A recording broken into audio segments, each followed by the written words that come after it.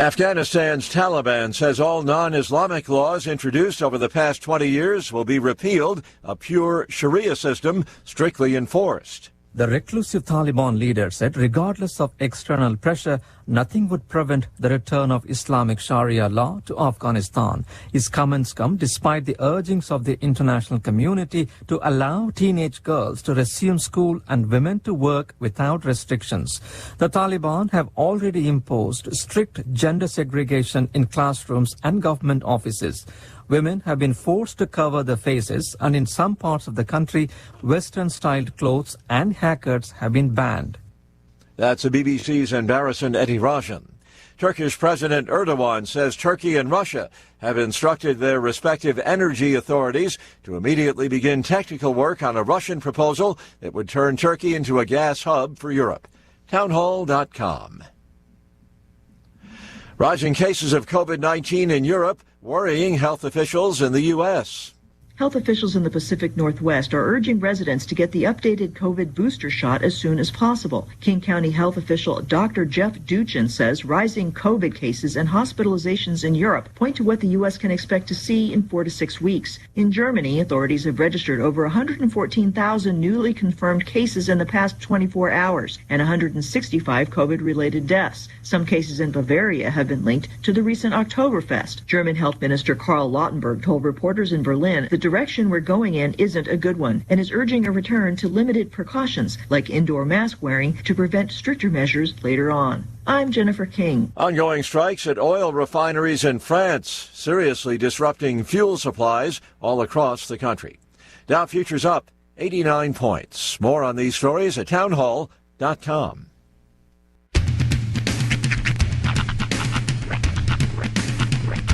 What in the wide, wide world of sports is going on here? I promise you, whatever scum did this, not one man on this force will rest for 1 minute until he's behind bars. Now let's grab a bite to eat. Yeah, come on. I feel the hot wind on my shoulder and the touch of a world that is older. I hit the switch and check the number.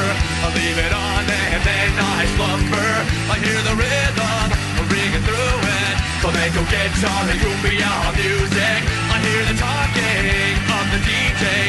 The travel listen, what does he say? I'm on a Mexican radio. I'm on a Mexican radio. Broadcasting live from high atop the J.P. White Building in downtown Roswell, New Mexico. It's Mornings with Mike Winters on 106.5 Roswell's Talk FM. Is that what I sound like when I talk?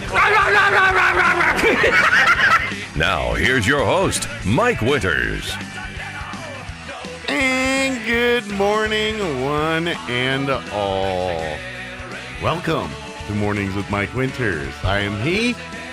That would be me, Mike Winters. Happy Friday, everybody. Say it again. Happy Friday, everybody. It goes down smooth. It does. Yes. It always does. Well, every other weekend. Is this the every or the other? This is the every. Although this is a working weekend, but this is also a sleeping weekend. Ah, yes. Very good. Very good. Yeah, tomorrow. Well, we got all kinds of football tonight. For folks that near Artesia, in Artesia, or would like to go to Artesia, Art in the Park is happening today, this afternoon, and all day tomorrow. And too. Art at the Bulldog Bowl. That's right. Tonight. Art will be in the Bulldog Bowl, too. Yep. Maybe Art will go to the park. I need him to stop by JC Park first, just so I can take a picture. Yeah, so we could say Art's in the park. Yeah. Please, Art, if you're listening to this, which I know you're not, stop by JC Park before you go to the game, just so I can snap a picture. And then if you get a picture of Art holding a picture, then it's Art and Art in the park. So my pitch was we get a bunch of pictures of Art Sandoval and put them all over the park, but we get one picture of Art Garfunkel and hide him somewhere. Yeah. Yeah. That way you get a little Art in the Park and Garfunkel. Yeah. Art and Garfunkel. Art and Garfunkel in the park. See if you can find them. Like it. Oh, man. But yes, happy Friday. Mm-hmm. Thank you all for tuning in and saying what's going on. But Bulldog Bowl action tonight. Roswell Coyotes taking on the Artesia Bulldogs. Yes, in Artesia. In Artesia. We'll have coverage across both perspectives. The Roswell High perspective over right here on 106.5 Roswell's Talk FM. Art and Kelly going to be taking that for you at starting at 6:45 pregame, kickoff at 7. The Bulldog perspective with Joby and Robbie over on our sister station AM 990 KSVP, also on KSVPTV.com with Joby and Robbie's perspective for the Bulldogs. Starting at 6:30. Yeah, so we got it all. So if you're watching the Coyote and Bulldog game tonight, and you're like, this guy doesn't sound like Art, then you're probably on the Artesia broadcast. Slip over and go to the other one. Or vice versa. You know, if you're an Artesia fan, you're like, Joby sounding funny. Sounds like Art Sandoval. Oh, you're on the wrong one. Flip over to the other feed there. And then it is fun to listen to both during a touchdown because you hear one just enthusiastically celebrating and then one like, and there's a touchdown. Then it flips. Yep.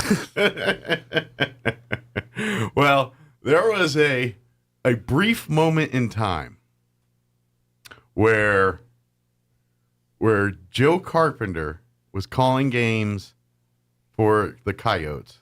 Mm-hmm.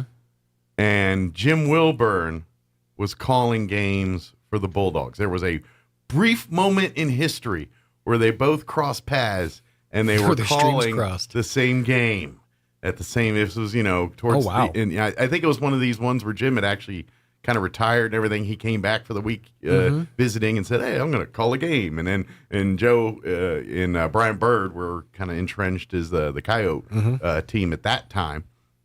For they swept him off to Hobbs and gave him all that money and all that. But anyway, but living large in Hobbs in his mansion. I'm just kidding. Like living like Bobby Knight over there. But glass house on the hill. Just kidding. But anyway, and so you could do the flipping, and then the Bulldogs score, and you're like, and that, my friends, is another Bulldog. And then there's Joe on the other side. Oh no! he's like, that's all right. We're only down 52-0. There's still a chance. And then vice versa, when the Coyotes would score, there's Wilburn like, and they score again. Bulldogs let them score again, and then the other side, how hot your chili, Roswell? How hot your chili? It was a fun moment in time. Everybody's got their thing. Like all the commentators out there, they always have their thing. And I got to tell you this, like of all of the things, the Chris's is maybe the most annoying one ever. Bro, get it. It's like, oh my God. Okay. All right. We got it. Yep. So yeah, they all got their mojos, the way they do things. But there was that brief moment where when you were just talking about that, I was like, there was a moment where you did flipping like that, and you got a show. High school football coaches that call football games are basically like stand-up comics that didn't make it, or catchphrase comics that didn't make it specifically. Like I think it's comics that just knew how to play sports and do sports. Yeah, that too. But I always, there's a special place in my heart for catchphrase comics. Yeah. I mean, it's not a good place. It's just there's a special place for them. I would also argue that military drill instructors are also comedians that didn't make it. Right? They tend to, this thing on. Yeah, they get downright funny with their insults. Yes, Roy. 5. Oh, sorry, I thought I hit 5. Oh, I want to say Coach White's train whistle. Yeah. Big shout out. That's a national treasure. Like a woo train whistle. Woo woo like that. That's funny. Only if you go chugga chugga chugga chugga chugga chugga right afterwards. That's the only way that's effective. If you're gonna blow that big loud whistle, you got to follow it up with a. Does he have a train whistle, or he just makes the train whistle sound? He just makes it with his mouth. With his mouth. Because I thought he it's had like one of those wooden train whistles. That that's what I thought you were talking about. He's got a. No. He uses his hands or manipulates his mouth, just like how I did. Yeah. That's pretty it sounds like a real train. Sorry, Roy. Yours wasn't. I wasn't convinced. Oh well. Well, I'm pretty sure Coach White's been working on it for a while. Next time I see him, and if I catch him on an interview in here, I'm going to request a whistle. Let me hear that whistle. Yeah. So. Why don't you show me what that mouth do? Yeah. Why don't you? That's right. Chugga chugga chugga. Wait a minute. Yeah. You know what? I just saw Sean's delicious sandwich, and it reminds me, I must take a moment to thank the fine folks at McDonald's because it is Friday, and each and every single Friday they provide us with delicious breakfast treats. I got to shout Roy out because he kind of reminded me of something that is absolutely amazing. It's like, hey, there's some jam in the bag there if you want to slap some jelly on your sausage biscuit. Forgot how much that slaps. That is it's a pro move. That's right, yeah.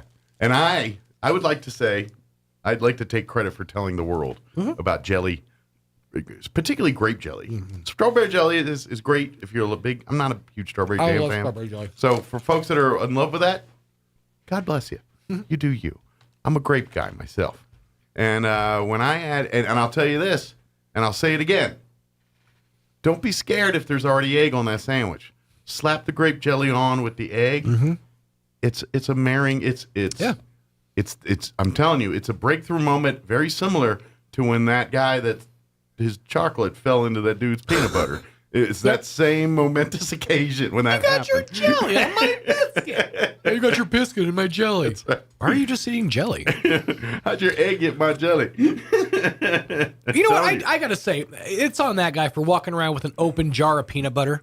Like a moron. A little bit. But then again, what kind of savage just walks around holding a candy bar with no wrapper, no protective? It was well, in the commercial, he had a wrapper around the bottom of it. So he was using the bottom of it. Kind of how it's similar. I think that was a recreation, though. Not I think dissimilarly to how I eat an ice cream sandwich. What I'll do is I'll take the wrapper off all the way till it's at the bottom and just leave like this much wrapper to where I'm holding it like this. Yeah, because you don't want the cookie fingers. Yep. Hey, cookie fingers are the worst. And it's always that it's whatever the frozen temperature of that chocolate cookie on an ice cream sandwich. And your temperature of your finger, it's a perfect meld to marry them together like a glue. It's like, hey, finger, I think I'm going to go with you now. Yeah. And so the moment you rip it away, you got, I don't mind it because I'm like, oh, extra licking. And you get a nice little bonus lick there. But we're also post-COVID. So you're reminded, oh, yeah, where have these been? I like to live on the edge. Where have you been all my life? But anyway, thank you to the fine folks at McDonald's for supplying us breakfast each and every Friday. Indeed. Download the app, utilize the app, start getting. Matter of fact, I had to use points.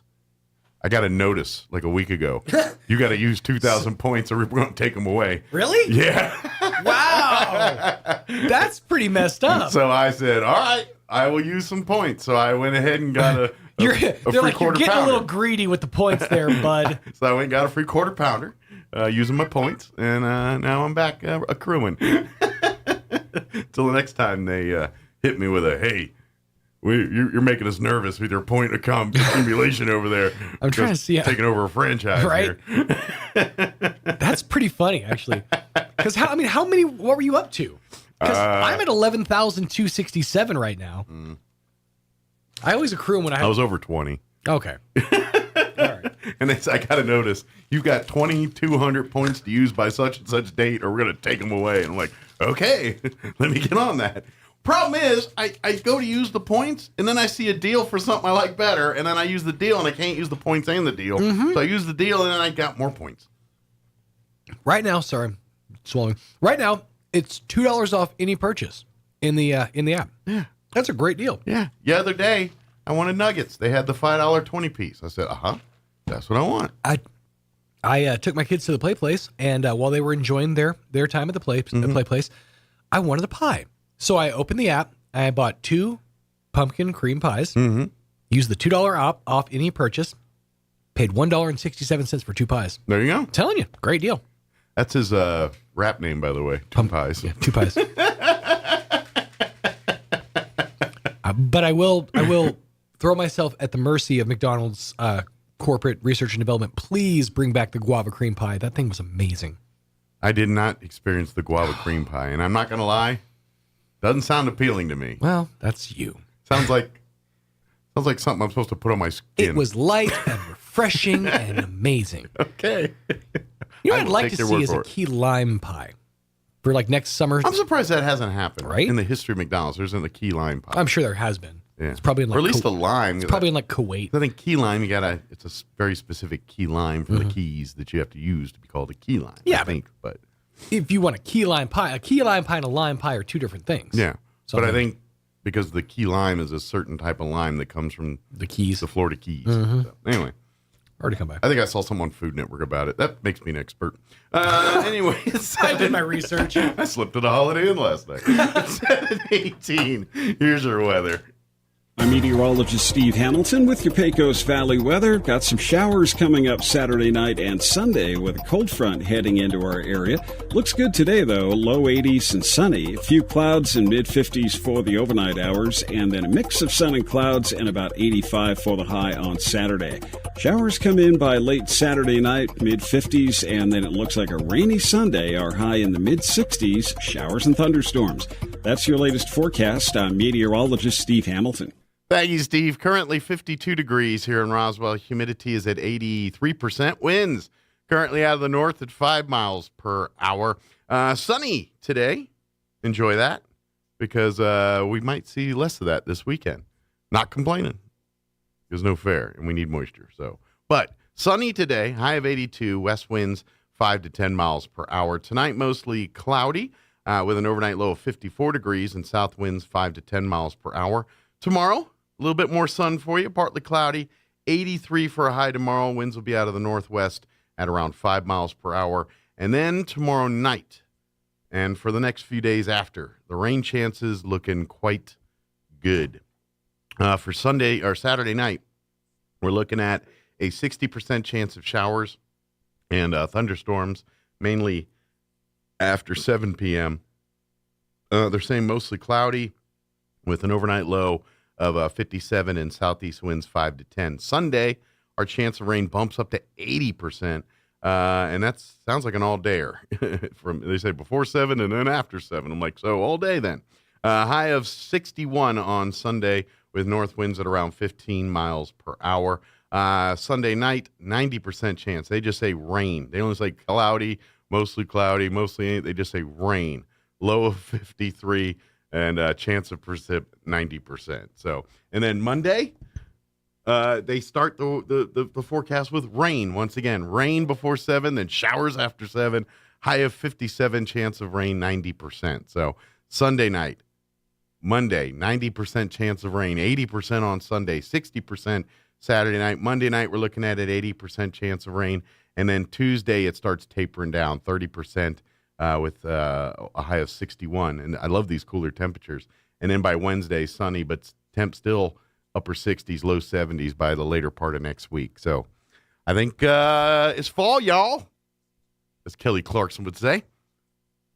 And we're starting to feel it here in southeast New Mexico. All right, 7:20. I forgot to do the rundown. We don't have a guest this hour, so we're gonna replay our interview with Crystal Noble from the Humane Society. She joined us late yesterday to give us an update there. Chaves County Sheriff Mike Harrington will join us in studio in the 8 o'clock hour, give us an update what's going on through the Sheriff's Department. And then in the 9 o'clock hour, Elliot Rodriguez with Loan Depot will stop by. He pops in once a month, gives us sage advice for folks looking to buy and sell homes and getting your mortgages lined up, and then just talking about the market and all that. So he'll join us here at about 9:15 this morning. All right, it is 7:21. We're going to take a 2.5-minute break, and then on the other side, we will play our interview with Crystal Noble from the Roswell Humane Society. Don't go away. You're listening to Mornings with Mike Winters. This is Mikey, General Manager at Roswell Nissan. Are you haunted by high payments or afraid you'll be stuck in your old car forever? This is your chance to escape. It's Halloween madness at Roswell Nissan. No tricks, just a lot of treats. Like rates as low as 2.25% for 36 months or 3.99 for 75 months. No payments for 90 days on approved credit. And if you do have creepy credit, Roswell Nissan has credit specialists on hand to help you get your deal done. Halloween madness all October long at Roswell Nissan. Ready for some good economic news? Guess not. But New Mexico was 4th best in the nation to reduce its unemployment rate over the last 12 months. That's what the Bureau of Labor Statistics says. There are 2 strategies Governor Michelle Lujan Grisham has championed that have a lot to do with this: the Job Training Incentive Program and the Local Economic Development Act. They help companies expand, hire, and train thousands of new workers each year. For example, the expansion of these training programs that Michelle Lujan Grisham got through the legislature helped land Intel's new chip hub in Rio Rancho. That's 1,000 construction jobs and 700 new hires at high salaries. The Lujan Grisham administration now partners with 85 communities across the state to bring good new jobs to their local areas every year. It's true, Michelle Lujan Grisham delivers a stronger economy, not just the weather. Paid for by New Mexicans for Michelle. Approved by Michelle Lujan Grisham. Jennifer from Trustmark Roofing here, and I can tell you it's not always easy being a female in a male-dominated business like roofing. I remember one time I was at a meeting to bid on the roof for a local college, and it was me and 13 men. Well, I won that bid, and I'd like to win your business too. My dad was a contractor, and I've been around building and roofing my whole life. I'm licensed and bonded, and I've forgotten more about roofing than most roofers ever knew in the first place. But what really sets Trustmark apart is an obsessive attention to detail that ensures that everything goes smoothly the first time. I promise we will treat you right with respect, and we will make you happy.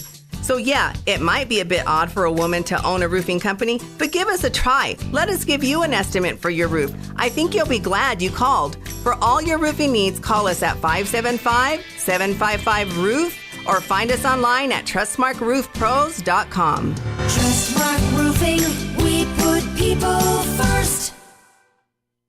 Here's a Mornings with Mike Winters fun fact. More than 50% of Americans fall asleep on their sides. That's way better than falling asleep on someone else's side. Here's Mike Winters.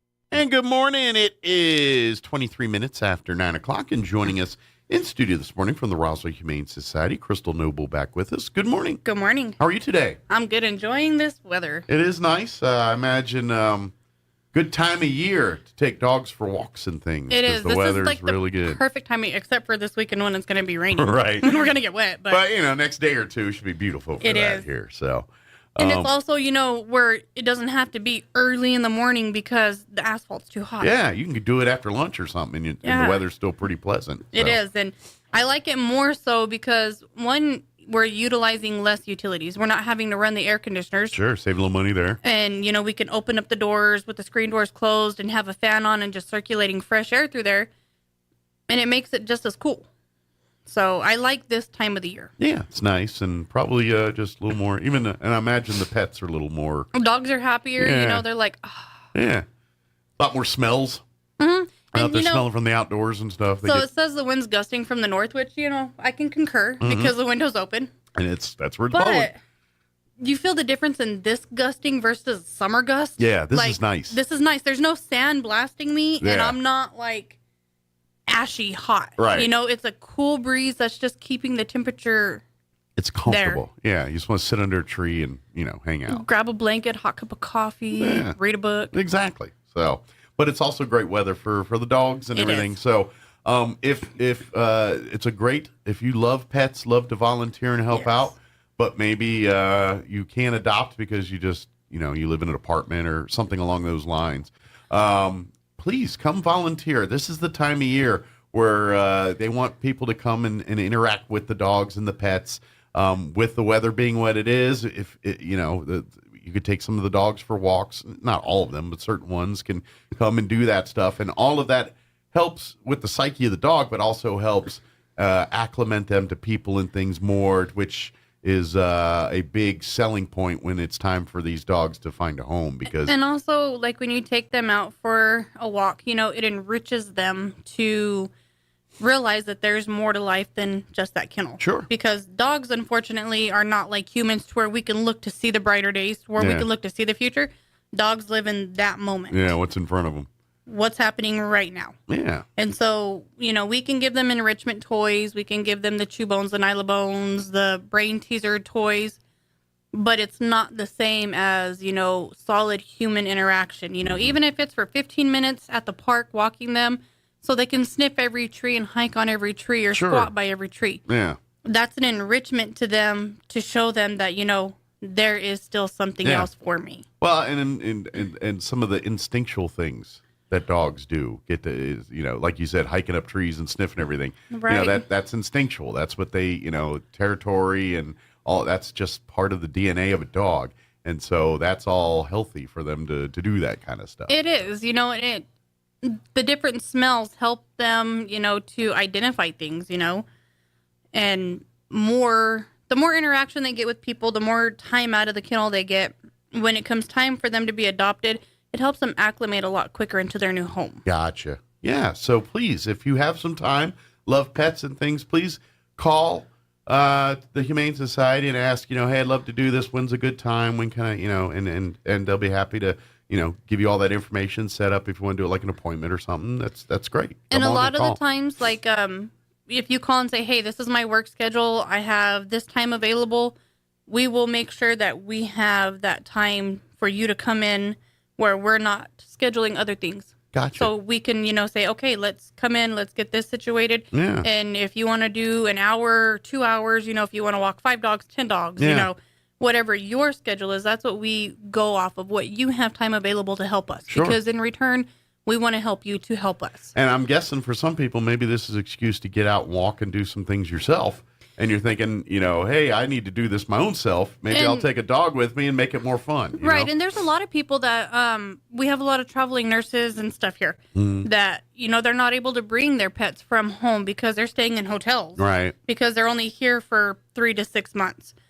We've had a couple of traveling nurses come down that have, on their days off, come and just hung out with us the day, playing with cats, walking dogs, brushing dogs, whatever, to help them, de-stress from the job they do. They do a stressful job. Absolutely. Working in the emergency room or surgical nurses, they have a stressful job. A lot of mental anguish there. And petting a dog or loving on an animal helps relieve that stress. Absolutely. It gives you, love, empathy, all the things that, Trust me, there's times you see some of us employees there at the Humane Society sitting in a rocking back and forth, petting a dog. No, I'm kidding. We're not that. We're not the insane asylum, but, there's times. There's days you feel like, maybe I should think about that. You'll see any one of us, a dog that needs more socialization, just sitting in the kennel with the dog in our lap, loving on the dog inside the kennel, or we take him up into the front office, and we have a little Chihuahua there who's, her name is Rosie, and she's a typical Chihuahua. She doesn't like you until she loves you, but she hates you up until she realizes she loves you. After she loves you, you're the greatest thing in the world. You just have to take that time and earn her love. Sure, yeah. But this little dog will play fetch for hours on end. Cool. You can throw a full-size tennis ball. Her mouth is not that big, but she will bring it back to you. She'll figure out a way to get it to you. She will bring it back to you. But you can throw tennis balls, you can throw squeaky toys, whatever she could fit in her mouth, she's going to bring it back to you. That's cool. And that's what she loves. Every morning when our coffee is brewing, she comes up and it's her fetch time. So we're not open to the public, and she's running back and forth in the front office, bringing whatever toy is thrown for her. She can rustle up. And for about 10, 15 minutes while the coffee is brewing and everybody gets their coffee going and their morning started. She's being played with. She's getting her fetch time. That's cool. And then the rest of the day, she's like, all right, when's round 2? So I'm thinking whoever doesn't mind get up in the morning making coffee, first thing is your thing. You're probably going to have a squeak toy with you for this one, and keep they make the little itty bitty tennis balls for like the small dogs. Sure. Those are she loves them, but she tears them up too. Okay, so you need something a little bit more stout for her. So, but she will play with that ball for hours on end, and then when she finally tears it up, that's it. Yeah. But she just loves to fetch. Good deal. That's her fun thing. That's her. You picture labs, you're throwing a frisbee or a tennis ball running, and then you got this little Chihuahua right next to him because she just loves it. That's her thing. That is her thing. Huh. Well, they always say Chihuahuas have a little big dog mentality in them. They do. So maybe that's part of that. And it's funny because, she has the full big dog mentality because when big dogs walk by her, she's like, I'm going to shred you. And the little big dogs are like, what's wrong with you? It's like, oh, you're cute. My 2 dogs are terrified of her. Really? Yes. She goes, ah, they're like, oh my God, what is that? Well, it's a screaming rat. That's one of those few instances that's bark tall and carry a little stick. Yeah, my 2 are like, oh God. Good deal. But we are in the October month right now. We are in the October month, so there's no solid black cat or solid white cat adoptions. And ironically, it never fails. I can have everybody wants one, right? From August 31st to all the way back into December of the prior year, we'll have a total of like 3 or 4 black cats brought in. Come September 1st, everybody wants to release black cats. Yeah. I will never have more than 5 black cats in my kennel the entire year until the beginning of September. Till this time of year here. Yep. So I'm guessing there's probably a half dozen cats right now they're solid black. That are just going to have to wait till November here before they can get adopted out. And unfortunately, some of them do have a little bit of white, like, whiskers here and there. Okay. But not enough to warrant their safety from not being hurt by people who want to do foul things. Yeah, it's unfortunate, but we have a sect of people that do, so we have to protect the animals. And unfortunately, they come in adopting and, appearing to be very, warm, loving people, and then we find out they're not. And then you have both people who will just come in and flat tell you. Yeah. And you would never believe, the amount of incriminating evidence people will give you and them not knowing that they're incriminating themselves. They don't realize how disgusting they think their thing is that they're sharing with you. Right, and so we do have the people that, will just flat out tell us, what their intentions are. And I'm like, bye. I'm like, what's your name and number? Oh, let me write that down. Oh, but they'll tell us that, without us even asking. They will incriminate them entire selves. And we do have a do not adopt list. Uh-huh. And so when we get them people and we get that information, they go right on it with our explanation as to why. Yeah. So if anybody needs to know why, it's right there. There it is. And they go, it's sad. But unfortunately, this has to be done this way. And to be honest, 99% of us probably would take that cat and give it a fine, loving home no matter what time of year. But because there is a small percentage of sickos out there, we have to do this. So if you have your heart set, if you're online looking at the call us cats, and we'll put your name down as an interested party. Yeah. You can check with us throughout the month. we'll let you come visit. We'll let you do can come everything. hang out, We just whatever can't you adopt. want. Yeah. They just can't go home until after November 6th. Yeah, just for the safety of that cat. So maybe you can use this rest of this month to do a little more off-site bonding. Right, and that also, helps the cat bond to you before getting it home. Yeah. And white cats are the same thing, Yeah. But we all white and all black. Yeah. We don't have any all white cats right now, so we do have all black, but we have the majority is tabbies right now. Okay. Which the multicolors and all that, those tabby brindle colored, they're fine and good to go.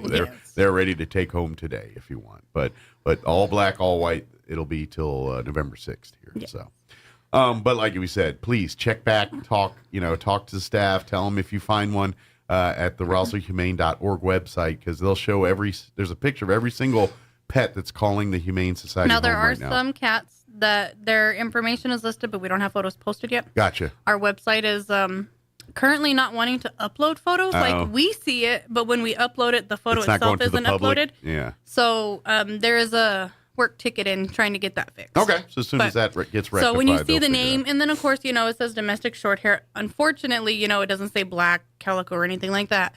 But if you, are interested in to see what kind of cats they are, if you're not able to come down to the shelter, just call us and we can tell you. Sure, absolutely. But as soon as that gets fixed, it'll... Yeah, as soon as the ticket goes through. Yeah. But if you do go up there and then you see not available next to the cat, the picture of the cat, the dog, that just means they're in quarantine, either to make weight, or they're waiting on vaccines, or they're new to the shelter, and we don't want to put them in with the rest of the animals until we know that they're not going to get everybody sick. Or unfortunately, this time of the year with the black cats. Yeah. Or, like you said, with the black cats we're dealing with. So that's the reason. It doesn't mean they're adopted. If a pet's adopted, they're not on the site no more. They're with their Once that home. contract is signed, they are pulled off the website. Yeah. So every pet that's on there is looking for a home, maybe just not able to go right today. So if you do scroll through there and you see one, you're like, oh, I want that one, but it's not available yet.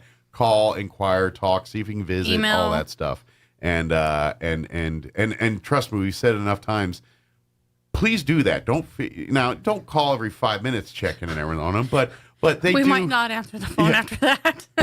but they do like when there's a family that's kind of always checking in, calling every day saying, hey, how's Fluffy doing? Because that shows the Humane Society, hey, these people can't wait to bring this animal as part of their family, because that's what they want. It's, there's rules for adopting and stuff, not to be jerks, but to make sure that every single animal that leaves that shelter is going to a home that's loving, safe, secure, and going to be their hopefully forever home, after this point. So that's why the rules are in place. That's why. But when you come and just, I love this cat, I can't wait to take her home or take him home, whatever it is, that shows, all right, we got a family here that's ready to provide a good life for this animal. We've had numerous families, call, email, prior to the animal coming out of quarantine, and then us saying, okay, as long as everything stays good, the animal's coming out this day. They call that morning, everything good, yes. So they schedule a time to come down, they visit, and they end up staying there like 3 hours. And then they're like, okay, this is the cat or this is the dog. Yeah. It just helps us to weed out some of the people that, don't have the greatest intentions, you know. We want to adopt a family member. We don't want to adopt a yard ornament or a figurine sitting on your couch. These are living things we're trying to provide a warm, loving environment for. We want to make sure that they go to a home, to a family, to be involved. Yeah.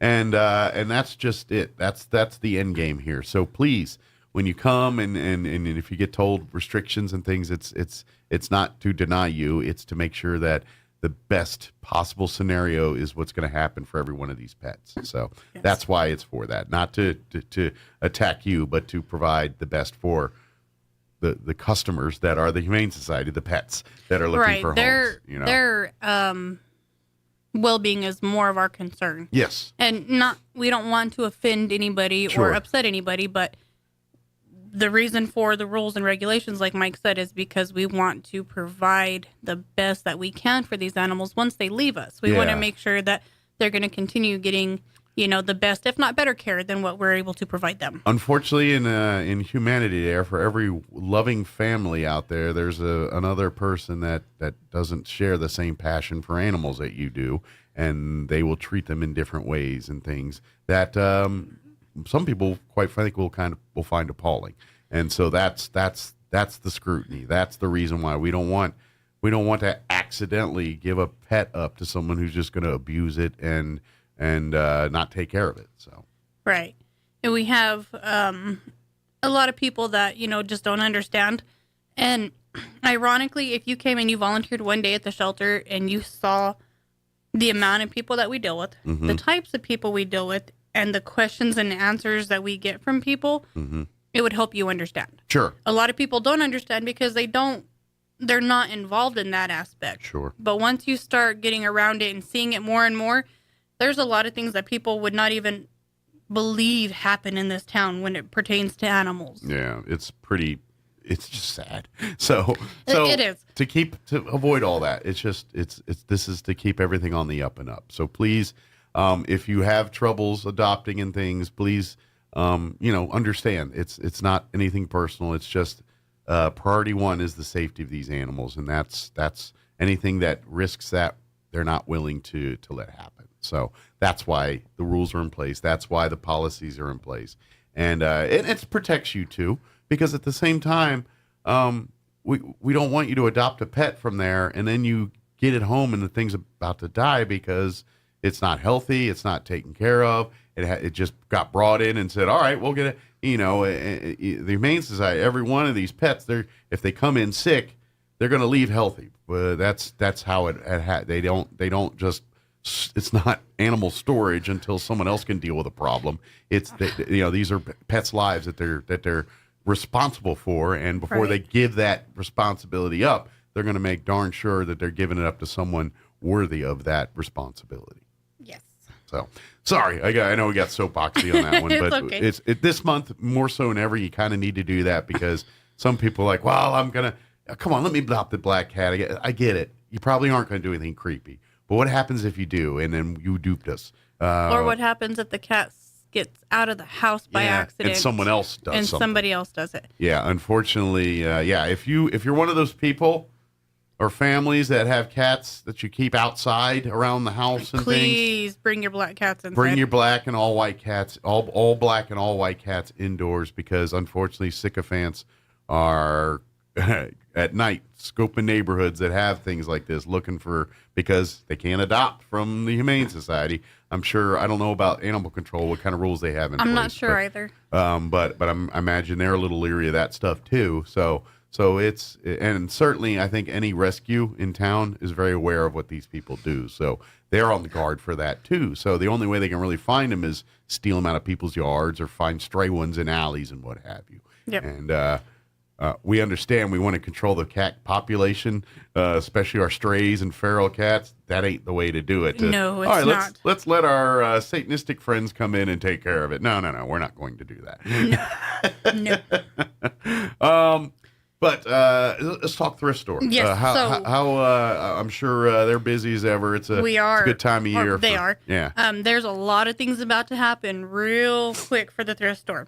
So today only, the entire back room minus the Halloween stuff is all half off. Nice. So that includes dishes, pots and pans, furniture. Okay. They have flat screen TVs. They have 2 recliners. They have a table.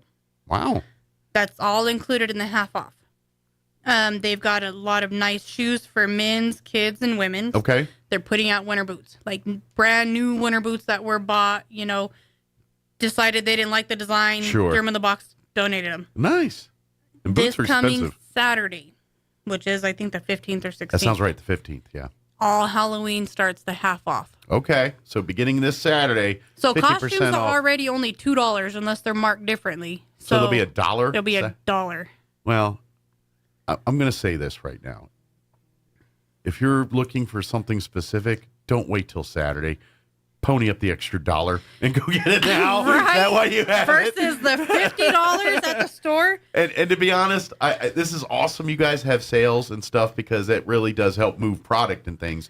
But we got to remember, folks, that every single dollar that is generated and raised through that is going back to these pets. So it's awesome. You guys have sales, and I know families can really benefit from that, and please do. But it's okay to pay full price for some stuff at there because you're actually helping. Full price is still a discount. It is. So if you're like saying, "Oh, don't worry about my $1. Here's the full price for it," me personally would be very appreciative of that. But if you can't afford it, please by all means pay the prices, get this thing, get the discounts, take advantage of it. But if you do happen to be okay with it and are like, because at the end of the day, you, as much as you're feeling a need for yourself, you're doing so much good for these animals. You just in the help community. that animal. So whatever. Yeah, so if you can pay the full $5 or whatever it's going to cost for this deeply discounted thing, pony that up. If you can afford it. If you can't, don't worry about it. But if you're able, and you have the kindness to do so, please, pay more for these things. And then, so everybody that's been waiting for the book room. So I know it's been closed down since slightly before March for the remodeling, and then a little bit took time because materials we could not get. Sure. So next Saturday, the 22nd, we're going to do the grand reopening of the book room, and it is labeled Joan's Book Room in memory of Joan, who passed away this year. She is the lady who used to go in and sort the books and made it a little library. She was kind of the book guru. She was the book guru. Okay. So we've got everything set up. There's going to be a sign above the door that says Joan's Book Room. It's done all in memory of her. How nice. And it is, excuse me, just like a library. You got your fiction, your nonfiction, your drama, your romance. So it's pretty easy to find quickly labeled if you're looking for something. And alphabetized. Nice. And that all goes to Abby Hess, who has Didn't know you had to be a librarian skills to run a thrift who has shop, been giving relentless hours getting this ready. Camille and her husband and the staff at the thrift store for painting and getting everything mounted. Camille's husband built the shelves for us. That's so awesome. they've all put in a lot of hard work and a lot of effort to make this book room. Oh, by the way, they do this because out of the kindness of their heart, by the way. They're not getting paid to do this stuff. They're just volunteering their time. They're passionate about the project and what they do there. So the only thing... Thank you. we did have to purchase the supplies, but some places did donate some of the Good, stuff. that's awesome. But if anybody has any gently used or new adult fiction or nonfiction books, Okay. that is something that, we could use at the book room to help get it fully stocked up. Good deal. Of course, any other books, as long as they're in good condition and not, the spine's not tore up or anything, we can sell them. Good so deal. the book room, we are back and able to start taking in books again. Nice. Well, good. If you got some books that you, and I even say this, maybe they're books you bought earlier and they're still great shape. You've read them all. Donate them back, and someone else can enjoy. We have a ton of people that do that. Yeah. And it's funny because, they'll come in with a bag of books, and I'm like, hi. And then I see them leaving with another bag of books, and I'm like, I love that. It's kind of like, it reminds me of Happy Jacks that used to be on East 2nd Street. You'd go in and swap your books. Yeah, I remember. Yeah. My cousin used to drive me up the wall. Let's go to Happy Jacks. I don't want to go to Happy Jacks. But, she would go and take 12 books in and then come back with 12 books. That's great. I love that. Because it helps the company. It does help, Yeah. You purchased once and then you gave back and then you repurchase again. Yeah. And so instead of the books being marked inside like they used to be, there is a price sign that's going to be inside the book room. Okay. And it's going to say hardbacks, paperbacks, blah, blah, blah, blah, blah. Sure. And it's going to have the prices there, so they're not going to be marked inside the corner of the books anymore. Gotcha. It's basically based on the type of book, as far as not what's inside, but the quality of how it's made. Hardback, trade paperback. There's different terms for all of this. Right. And so based on the category of the actual book is based on the pricing there. So all the hardbacks will be whatever it is, $5 or $2 or whatever. The paperbacks are 50 cents or whatever it is. Right. Yeah, something like that. So when you walk in the book room door, the price is going to be on the left-hand side on the wall. Okay. Cheap. Everything's cheap, unfortunately. Sure. We're the cheapest thrift store in town. Well, especially hardback books. If you like to read in those, and let's face it, you buy a new hardback book, $29, $30. yeah, and that's usually discount. Like if you catch it before like a new release and some, you could easily pay 30, 40, sometimes 50. And like coffee table books, good Lord, you $100 easy on those. Yep. And they do have some table books. Yeah. Because I was like, what's a table book? And Yeah. I had to be shown. I was like, oh, so my big old Bible. Yeah. Yeah, not best for going to the bathroom to read with, but good No. for conversation starters in your Yes. living room when you got company and things. So Right. yeah, these are books like when they see majestic waterfalls and you start carrying this under your arm into the bathroom, people are going to look at you funny. Although I kind of like the cut of your jib, and I'll be impressed, but others might look at you a little funny. I'll be like, all right. Like, Do you? That's a person that's bold right there with a big old coffee table book under the. I'll see you in about 15. We'll see you tomorrow afternoon. That's right.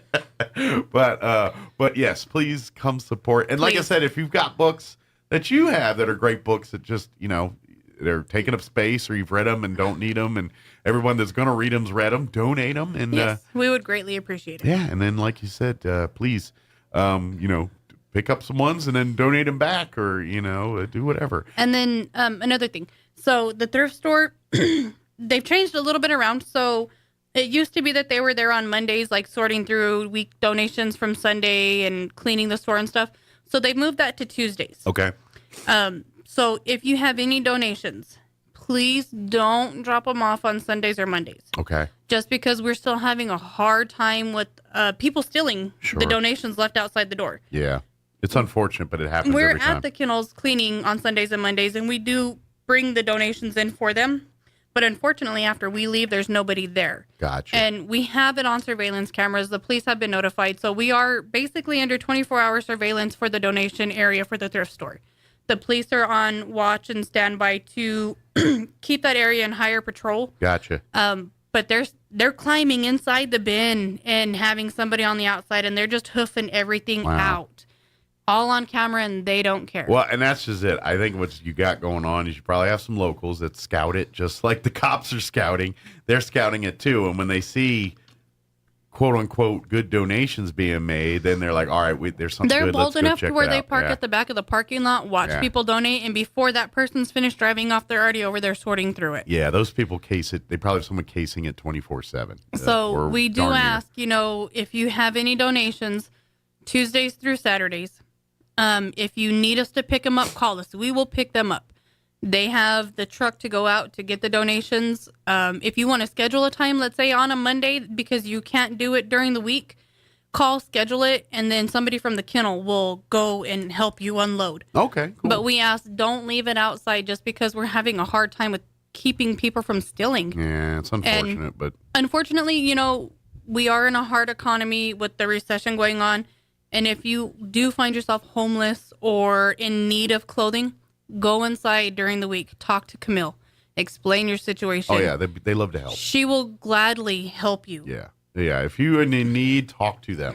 Don't steal from them. Help them, and they'll be happy to. And if you know what, and here's the cool thing, because I know the thrift stores all kind of have a little understanding here.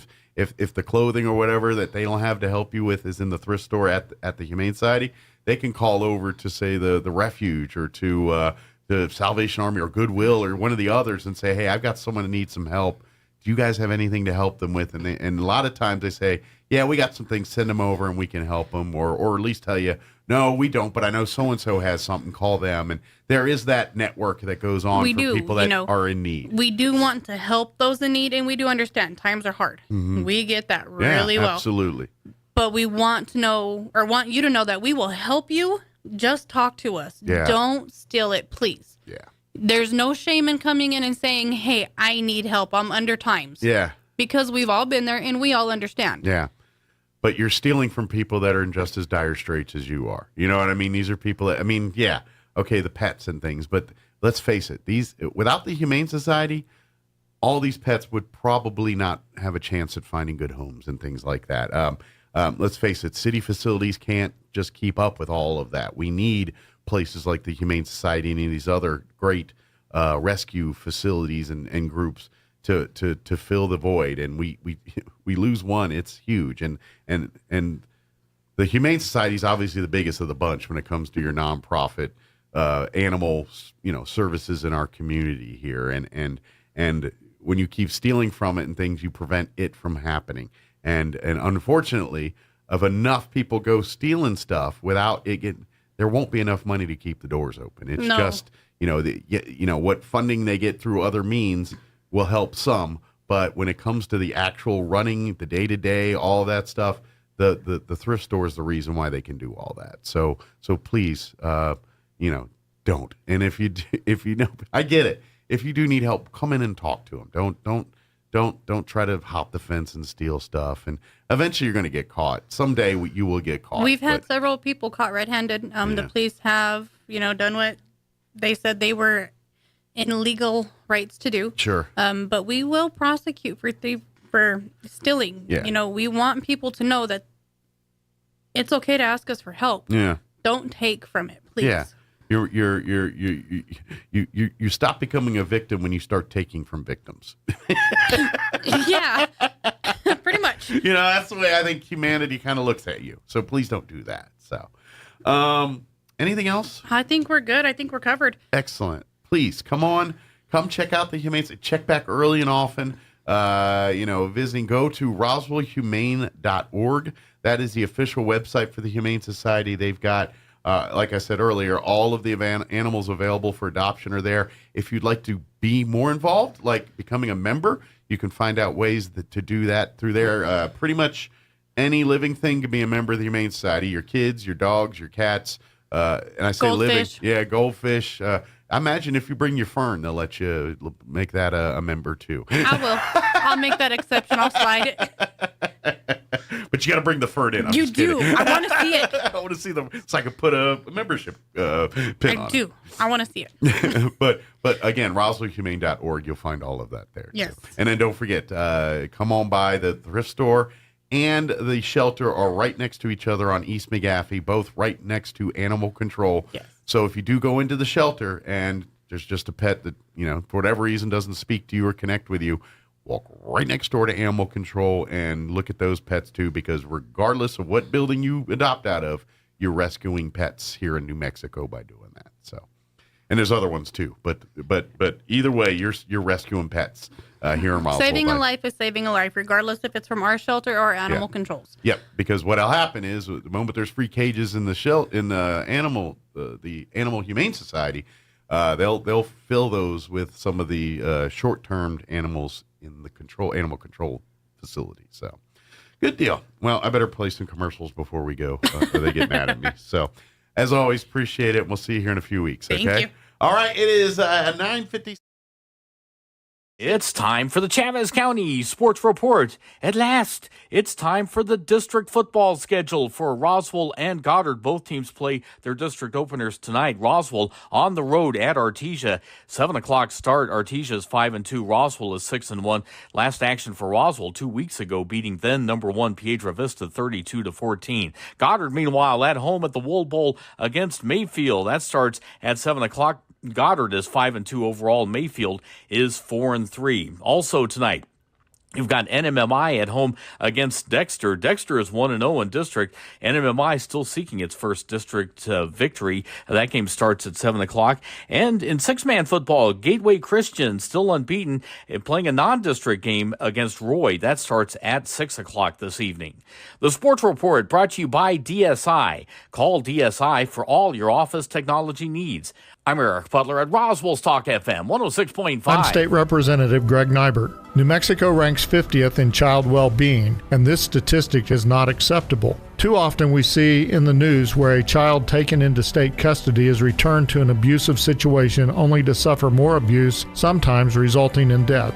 Chavez County is not immune. Chavez County CASA and its staff and volunteers understand the system and where things go wrong. I have met with CASA to understand how we need to create a better system of caring for abused and neglected children and to break the cycle of abuse. I listen to local experts and then engage the state agency at the highest levels. I will support legislation to bring about positive change. I ask for you to vote for me, Greg Nybert, to allow me to continue to be your effective conservative voice in Santa Fe. Voting begins on October 11th and Election Day is November 8th. Please vote Greg Nybert for State Representative District 59. Paid for by Greg Nybert for State Representative, Richard Taylor, Treasurer. I'm Michelle Garcia Holmes, and I'm running for United States Congress. As a former policewoman, I put on my Kevlar vest, uniform, gun belt, grabbed my 12-gauge shotgun, jumped into my police car, and hit the city streets to keep you safe. I want to do the same for you in Washington. I'm asking for your vote on November 8th because our families deserve safe cities, a secure border, and lower gas prices. Donate today at GarciaHolmesForCongress.com. Paid for by Michelle Garcia Holmes for Congress. Your home for Sean Hannity in Roswell. 106.5 Roswell's Talk FM, KEND, Roswell, New Mexico. News this hour from townhall.com. I'm Rich Thomason. We may hear from former President Trump later today. He may have something to say about the Democrat-controlled January 6th committee issuing a subpoena for his testimony. Mr. Trump in the past has derided the committee as a group of political hacks and thugs. The Supreme Court rejecting the former president's plea to step into the legal fight over the FBI search of his Florida estate. Without comment, justices turned away Donald Trump's emergency appeal. He had pressed the high court to overturn a lower court ruling and permit a special master to review the roughly 100 documents with classified markings that were seized by the FBI at Mar-a-Lago. Earlier this week, the Justice Department said in a Supreme Court filing that the former president's request had no merit. Greg Clugston, Washington. Raleigh, North Carolina's mayor says something has to be done about the rising tide of violence in America. This after a shooting left 5 people, including an off-duty police officer, dead. Raleigh Mayor Mary Ann Baldwin said that multiple people were shot on the Neuse River Greenway around 5 p.m. Police closed off several streets in the area, and numerous law enforcement vehicles could be seen parked on the street and in driveways. The neighborhood borders the Neuse River Greenway Trail and is about 9 miles from Raleigh's downtown. Correspondent Norman Hall says the suspect, described by police as a 15-year-old male, is in custody. He is in fact hospitalized in critical condition. No word on how he was injured. With household budgets strained to the breaking point by 40-year high inflation, Americans held the purse strings tight last month. Retail sales were flat from the month before. It's a concern because consumer spending plays such a big role in the health of the U.S. economy. The Dow is up 180 points. More on these stories at townhall.com. These are tough times for everyone, so dealing with your timeshare may not be your biggest concern. But when this passes, do you still want a lifetime of payments, fees, and commitments for a timeshare you were misled into buying? Hi, I'm Chuck McDowell, CEO and founder of Wesley Financial Group. 10 years ago, I started the timeshare cancellation industry by exposing the ugly truth about timeshares and giving folks the straight facts. I've been fighting the timeshare giants ever since, so no one knows this industry better than me and my team. Today, we have saved our clients an average of $65,000 in lifetime payments. Imagine putting those timeshare dollars back in your pocket. Give my office a call today. I guarantee if we take you as a client, we will cancel your timeshare or you'll pay nothing. Call Wesley Financial now for your free information kit. 800-549-8866. That's 800-549-8866. 800-549-8866. Wesley Financial Group is not a law firm. British Prime Minister Liz Truss has fired her Treasury chief. It's a sign of the scale of crisis in Downing Street that the man who was one of the Prime Minister's closest allies, who helped draw up her programme for government, is no longer in his position. Kwasi Kwarteng cut short a trip to Washington, D.C. to fly back to Downing Street this morning. But he's no longer Chancellor, having held the keys to the Treasury for just 5 weeks. In that time, market turmoil has been matched only by political turmoil, with many Conservative MPs in open revolt against the government's economic strategy. That's the BBC's Nick Eardley. Downing Street confirming that Jeremy Hunt has been made Chancellor. Parts of Australia being ravaged by floodwaters. Rivers expected to remain high for days. About 500 homes in Victoria State are flooded. Another 500 have been cut off by the high water. News and analysis, townhall.com.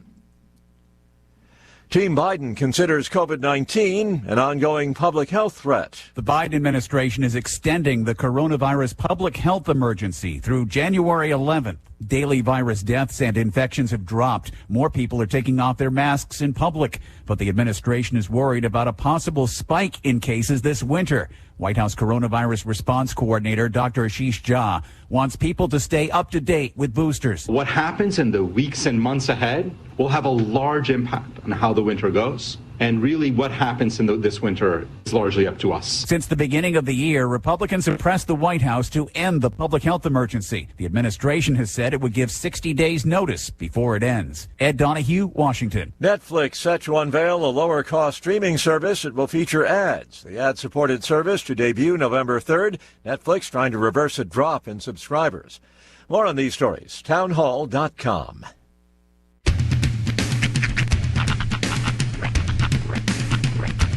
What in the wide, wide world of sports is going on here? I promise you, whatever scum did this, not one man on this force will rest for 1 minute until he's behind bars. Now let's grab a bite to eat. Yeah, come on. I feel the hot wind on my shoulder and the touch of a world that is older. I hit the switch and check the number. I leave it on and then I slumber. I hear the rhythm ringing through it. Flamenco guitar and cumbia music. I hear the talking of the DJ. The devil listen, what does he say? I'm on a Mexican radio.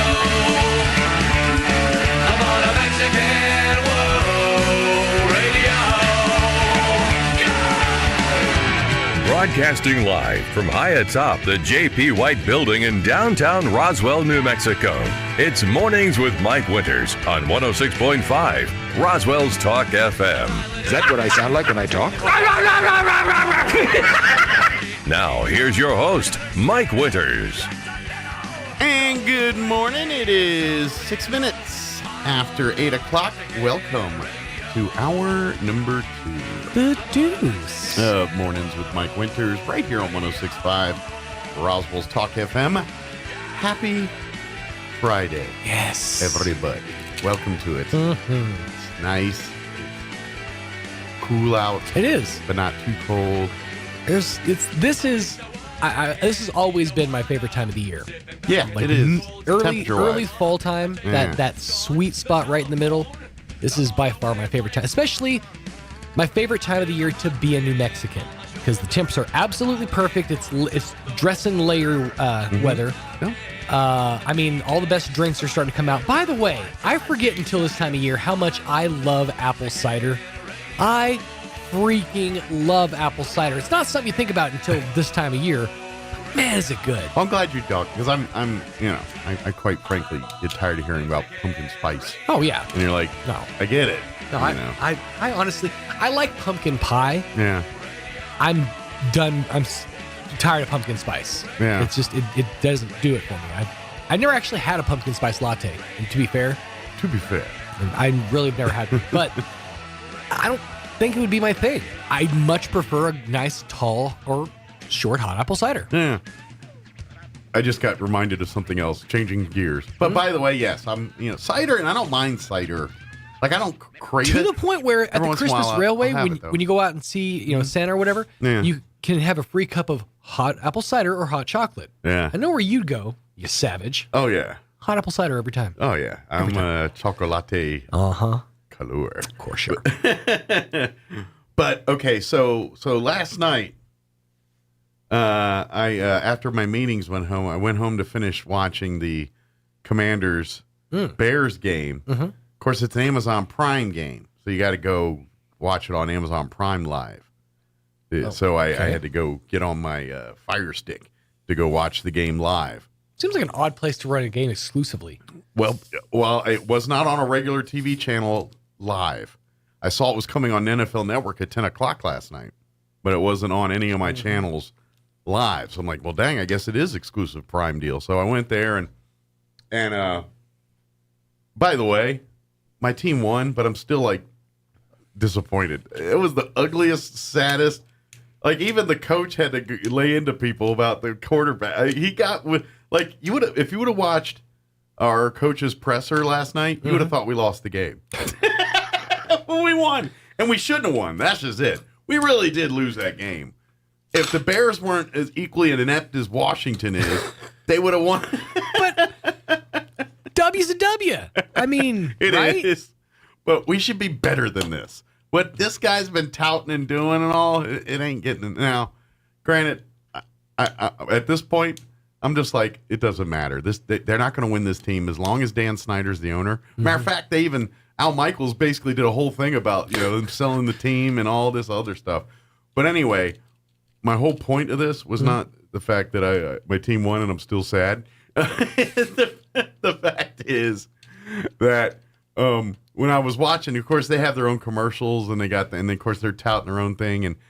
And one of the things they were touting was some kind of like comedy sports show. Okay. That's, like ESPN would, like Best Damn Sports Show period. If you remember that show that Fox Sports used to do back in the day. The Tom Arnold vehicle. Yes. Of course. Yes. And what was that guy's name? Sally, the basketball player, John Sally. Oh, yeah. Yeah, he kind of got famous for a minute from that thing. But anyway, so they were doing an advertisement for this kind of version of that show. And do you remember what it was called? No. And it wasn't. I wasn't. You need to pay more attention during commercials. Well, I wasn't paying the least bit of attention until I heard this, where it was like a panel of them, and they're like, "Come see the show, yeah, it's on." Da, da, da, da, da. And then at the end, one guy goes, "Allegedly," and then it just ends, and I'm like, "Oh, you got me." But I don't know what show it was. I just saw an advertisement for it. Big Shot, maybe? I don't know, but it was in the commercial. The guy in it goes, "Allegedly," and I'm like, "Oh." Someone watches Letterkenny. It's probably not Sports Show with Norm Macdonald. No. I don't think he's making new ones of those. No, not anytime soon. I didn't know he had a sports show. I knew he had a bunch of other talk shows. I mean, especially in the age of you have a device that you could go back in time and see what it was. I was watching on my Fire Stick. It was I didn't care that much. Like, I was just like, I was watching a sad, depressing football game, and I got perked up for a second, or allegedly. But you cared enough to bring it up, and now I need to know. I didn't think about it till just now. You didn't think about how it would trigger someone's OCD? Well, when I said, the problem is you don't think. I know. But when I triggered myself when I said, allegedly. Allegedly. To be fair. To be fair, that's what got me. To be fair. But he does it every time. Yeah. Goes down smooth. Speaking of going down smooth, thanks to the fine folks at McDonald's. Indeed. They provide delicious breakfast treats. I was hungry this morning. I had me a sausage McMuffin with egg. I usually never eat during the show, but last hour I was like, I want a sausage McMuffin with egg. And I ask and ye shall receive. It was there. Yeah, the jellied up sausage biscuit was too good to not finish. If I wasn't worried about spillage, I would have jellied up myself, but I was trying to watch your whole self? Yes. Okay. I'm a messy boy. Makes sense. It tracks. I'm like Mr. Bean when you watch certain things I do. It just, something should be relatively simple. I turn into a big old mess. Every once in a while that happens to me. But anyway, what was I talking about? I got completely... McDonald's. Thank you. I the got fine signed. Folks at McDonald's. But yes, come by, get the app, use the app. They still got a few the adult Happy Meals for a limited time for folks that collect those and want those. And did you got one, right? Nope. I thought you did eventually get one. The Happy Meal? Yeah. The adult ones? Yeah. They don't. No. They all apparently they sold out completely on Parade Day. Oh, really? Yep. Well, the app still says they have still some. says they're not. Well, it still says they have them, but they're not available. Oh. At any. Because I ordered the other day, didn't get one of those, but I saw it was on the app. They were telling me is they're supposed to be taking them off of the menu soon. But I guess while they're still there, give it a shot. Sure. I haven't seen them at any of the locations Well, here. I imagine that makes the toys that come more rare. Right, which is infuriating to me. Which, for people that are into that. There's a rarity out there that I could get my hands on, but I can't. Maybe you need to go McDonald's hopping. It's like Szechuan sauce all over again. Maybe you got to go on a quest to hop McDonald's. Right. I will go state by state until I get... I will find you. All of the four-eyed action figures. I will find you, and I will eat you. We'll consume. So yeah, but also download the app because that app is that app is a game changer. Yeah, they have the best. I will say they have the best app amongst the fast food apps. And I would also argue they have probably the fastest reward system. Every dollar you spend is 100 points. I've got some. I'm a connoisseur of fast food apps. Don't get me wrong. When you should hit like around lunchtime, my phone looks like a Eaters Anonymous club because I get just every single app's like, hey, don't forget this deal going on today. This and around around meal times every day it hits. If you really think about it, the app is kind of also a tally of your spending. Yeah, sure. Because every dollar you spend is 100 points. Yeah. I have 11,267 points. Yeah. But here's the thing. That's a big number, but you get it so quick with McDonald's. You really do. Like if that was another app, I'm like, man, that took you years to accrue. And you're like, no, that's like 7 orders. Yeah. You know what I mean? And that's what I'm saying is theirs is pretty. So if you're trying to save a buck while you're doing all this, that app can be your friend big time. Really, really can. Especially when you get toward the end of payday there and you're like, all right, I got to eat. Oh, wait, I can get some free cheeseburgers or something here with my points. I'm just a few hundred points away from being able to, and I can't do this successfully, but being able to get 2 Happy Meals. So one for each of my kids. Absolutely free.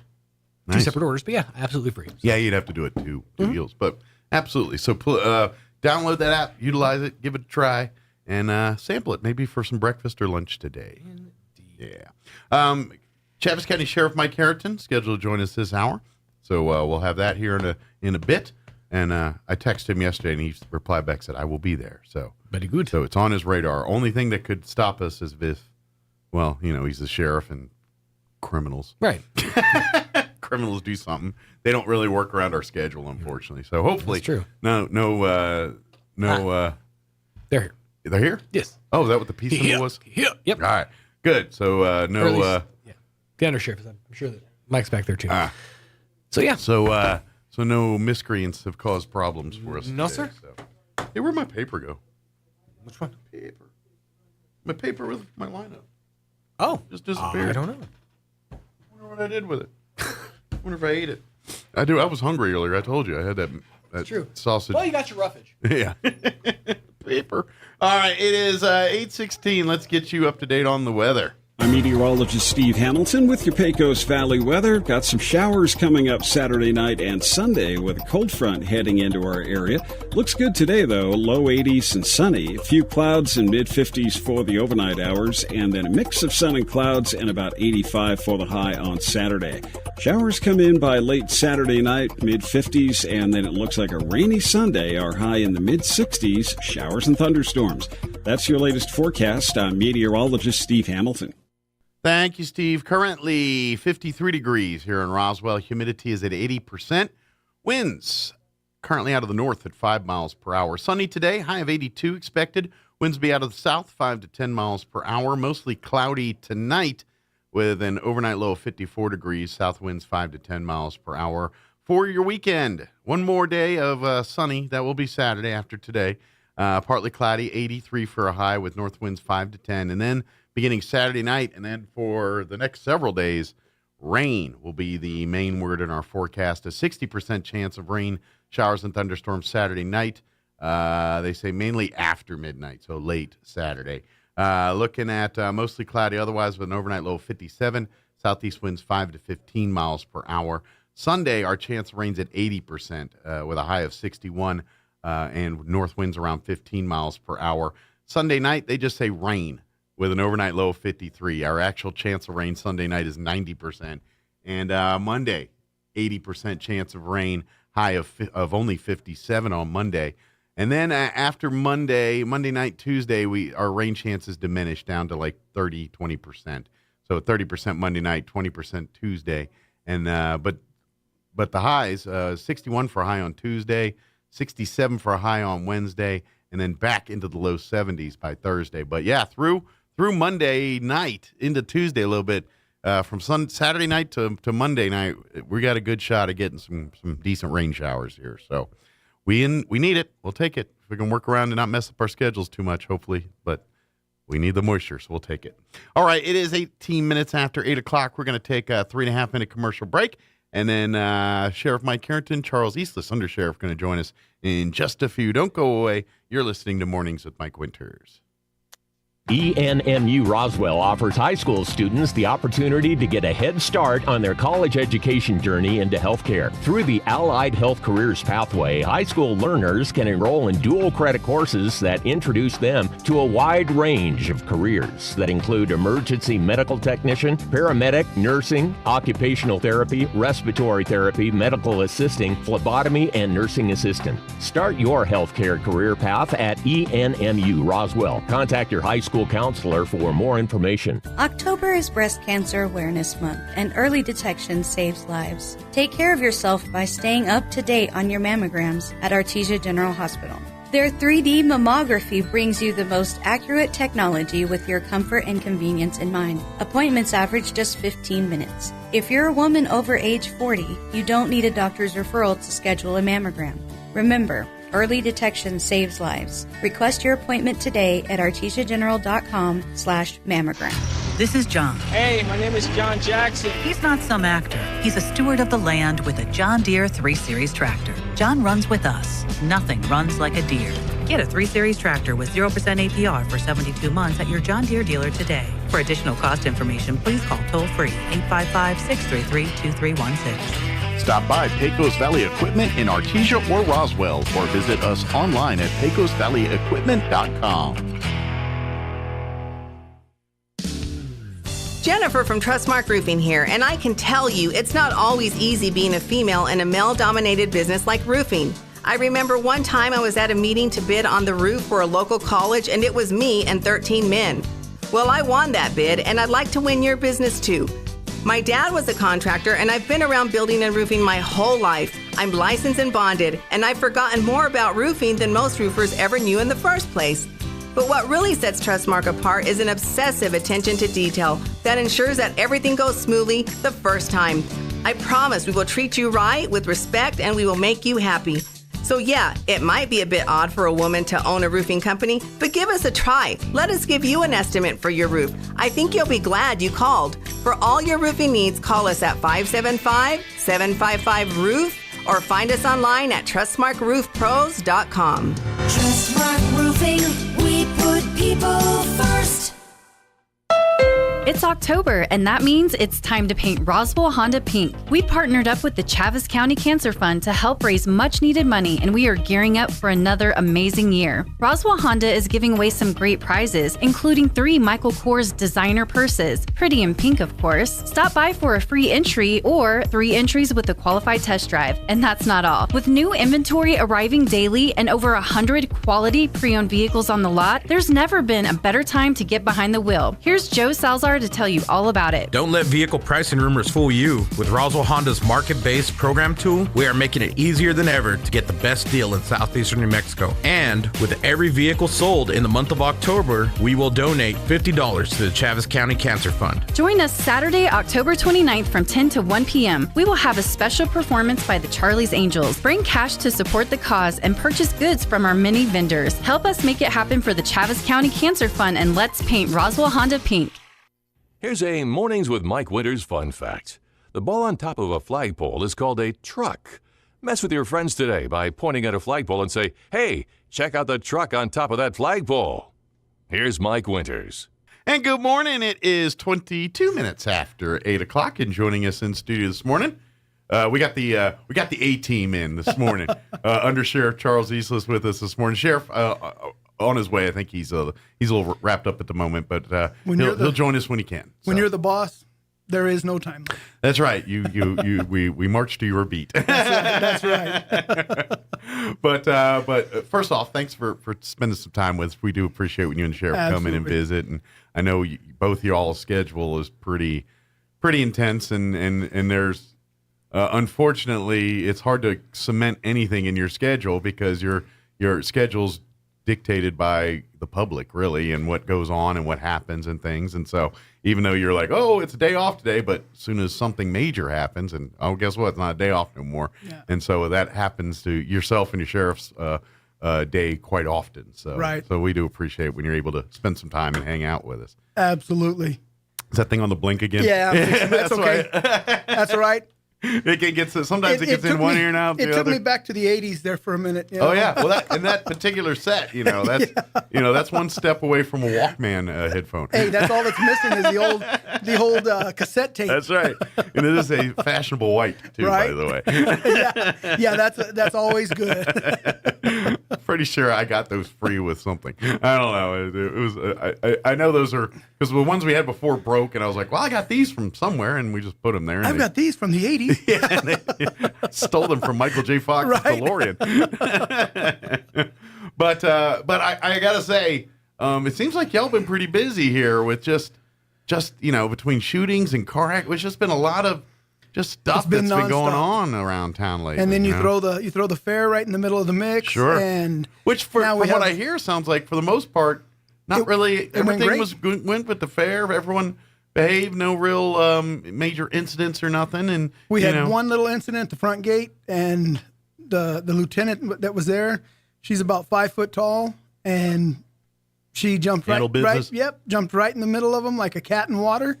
And that was the only issue we had, and it was a great fair. Yeah, and so because usually you always hear one or two of some knucklehead doing something out there or something, but it was for the most part everyone was pretty even keeled this week. And it was unbelievable the amount of people that came out. There were a couple of nights where we just the parking lot filled up. Yeah. There was no more parking in any of the parking lots, the north one and the south one.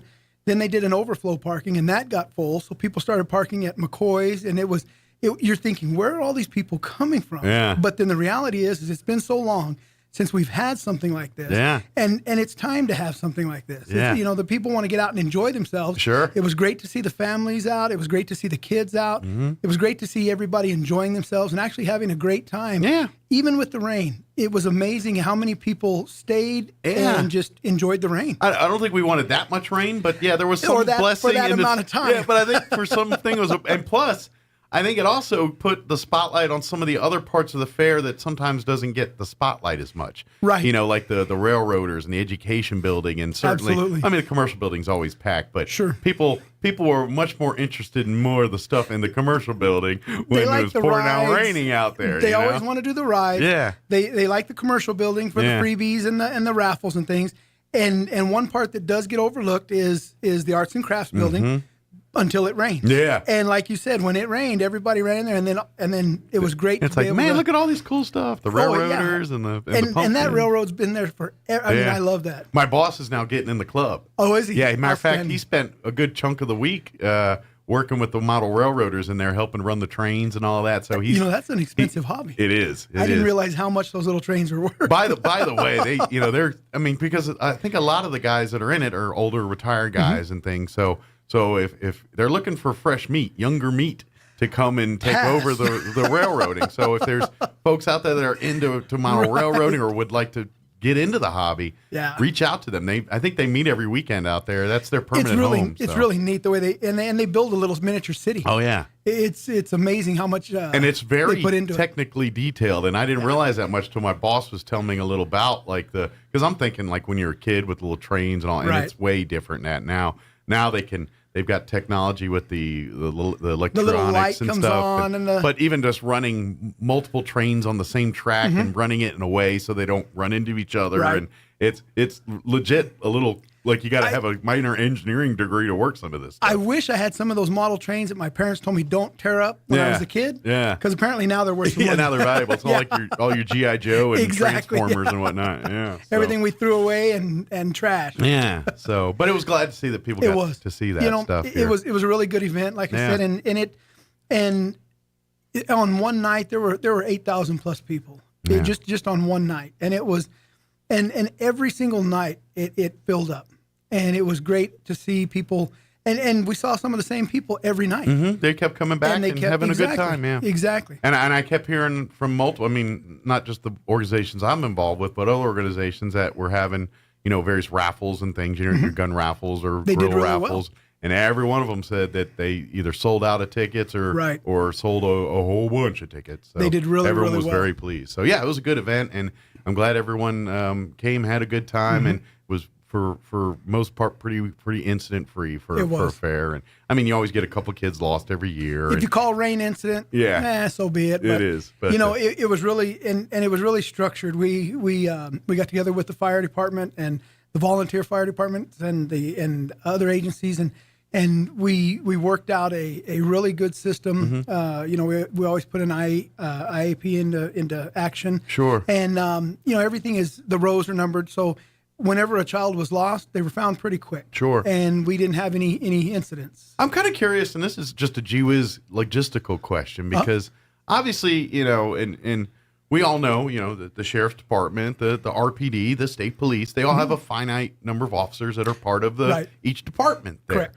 Obviously, when an event like the fair happens, that puts a strain on everybody because the rest of the town does not stop doing things. Life goes on. Granted, a lot of people go to the fair, but there's a lot of people not at the fair, living their lives, doing their things in town. So you obviously can't just pull all your deputies and say, go to the fair, because we got the rest of the county to worry about. Exactly. How is it really a coordinated effort? It is. Because I imagine, county thing, okay, the county's going to pick up more responsibility at the fair, and then the city's like, okay, well, we'll put more officers in some of the areas where you guys patrol. I mean, is it really that kind of event or logistics going on prior to the fair? It is, and we met several times prior to the fair, and you have that overlap of coverage. Yeah. So you make sure that your shifts are still covered. And then you put your sign up on the board. You determine how many deputies or how many officers your agency is going to need to provide. Okay. And then that's basically an overtime gig for them. So it's actually a bit of rewards for some of the officers that looking for extra time and things. And if overtime's very scrutinized, which anytime there's a government operation, it is. Oh, absolutely. And so when you're like, okay, we got carte blanche overtime here, and a lot of officers like, great, I can earn some extra money here. Not only that, they can also enjoy the fair with their families. They can walk around, they can see their families at the fair, because on their days that they are working, they're probably not able to go to the fair. Gotcha. They're busy. So by volunteering on their days off, they not only get the overtime, but they get to enjoy the fair with their families as well.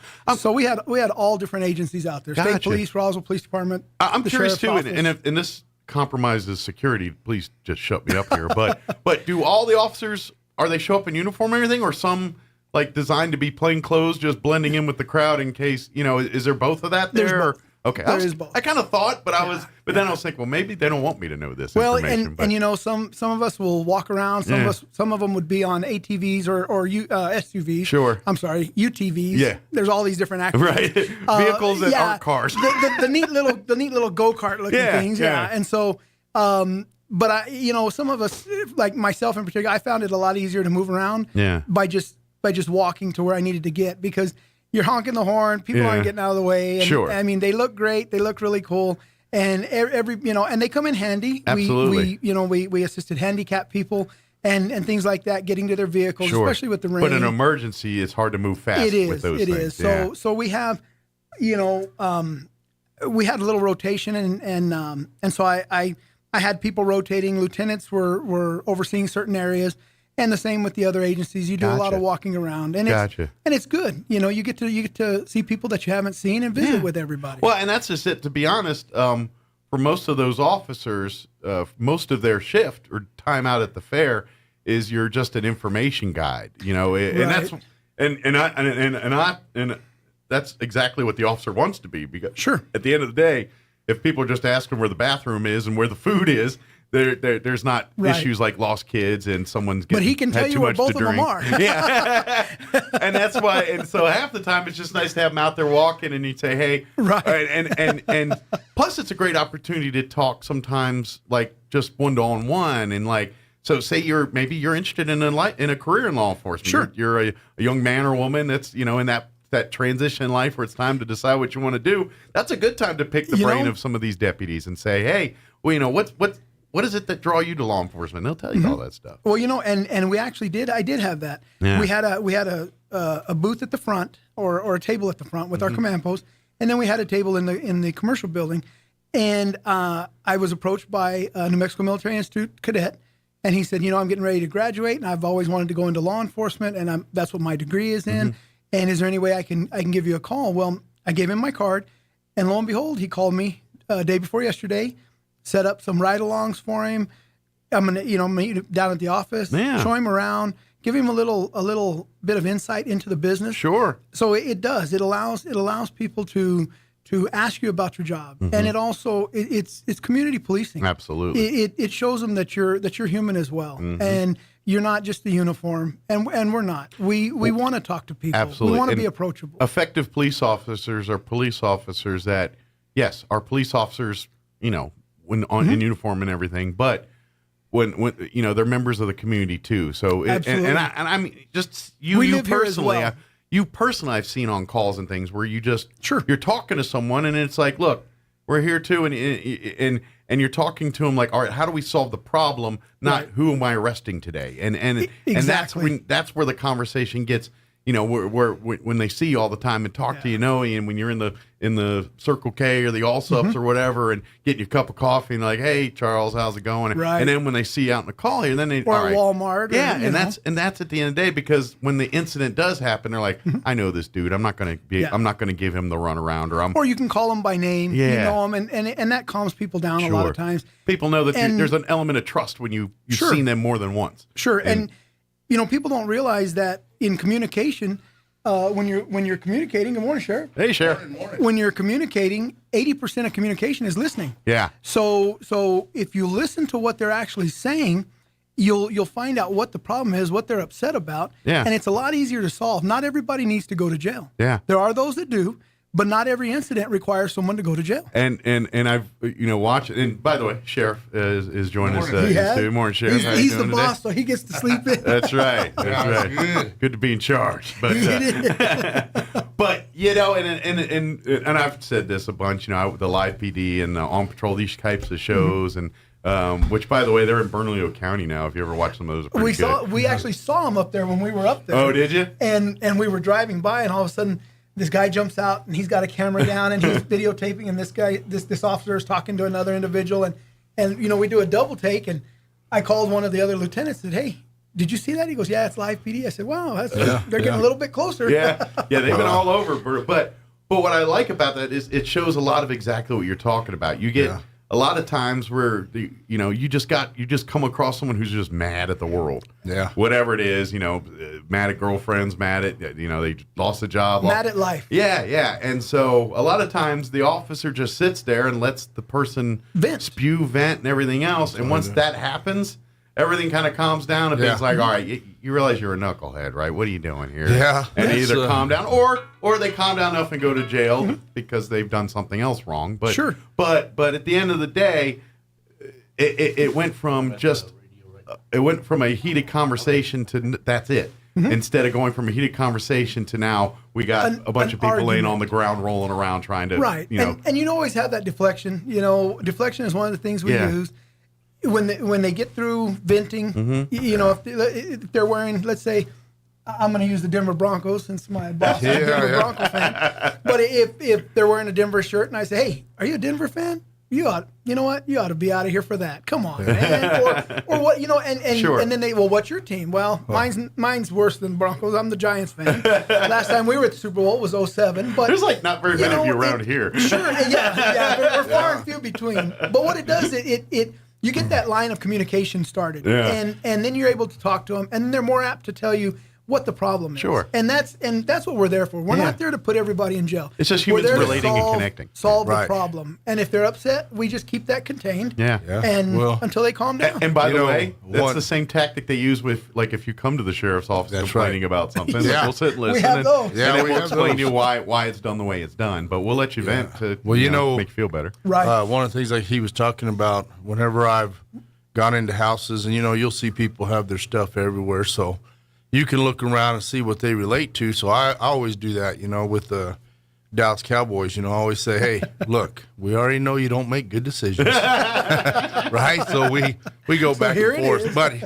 But when you do that, it really takes their mind off of that problem right now. Sure. And gives them a chance to deflate. And, and it also makes you look more like a human to them because they already look at you as the authority. Yeah. And it's like, I can't relate to you. You're the one judging me, or you're the one who's about to tell me my fate here. Yeah. And so they treat you as such. But then when you come at them with a joke or with something they relate to or talk about something that they're into too, then they're like, oh, wait, that's just some guy, just like me.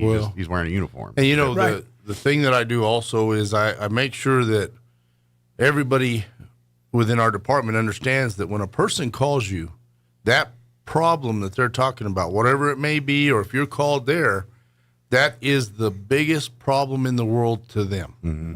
And so when you get there, you have to take that very serious and listen, but you also want to deflect the anger from that person back over this way and basically say, look, leave them out of it. Let's talk here, let's do this. And so become the punching bag a little bit if you need to. Well, sometimes you have to. The verbal punching bag, obviously, but yes. Yeah. So if you ever read on my Facebook page, you're going to see, you have people on there all the time bashing. Mm-hmm. And it's just the same people all the time. Absolutely. Well, one of them I was reading today says, it's good to see that you're at the office taking candy, but you haven't called me back yet. Well, for 27 years, I've always called that person back. And they know that I call back. Yeah. It's just that whenever they're angry, then they're wanting to file a complaint or they're wanting to do these things, they're wanting it done now.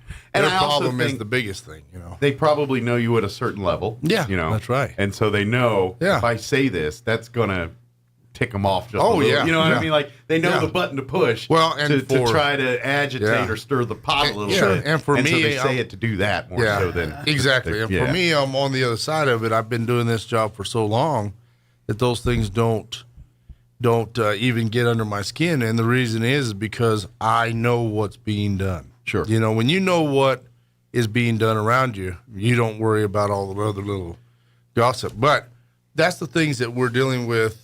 And it's like you guys were talking about with the fair earlier. Mm-hmm. One of the main purposes for us at the fair, we had 10 guys out on overtime. We were out there. I was out there every night. We were there sometimes till 1 a.m. Mm-hmm. It was to meet and greet people. Mm-hmm. It wasn't about looking for trouble. Sure. It was about driving around and letting them know you're going to have fun tonight. Sure. And it's going to be safe here. Well, and that's what we're let's about. Let's face it. we all know this. Human beings are people of or just creatures of opportunity. Opportunists. And just the fact that if you're walking around and every few feet, you're going to see a law enforcement official or someone that looks like they're, keeping an eye on the place.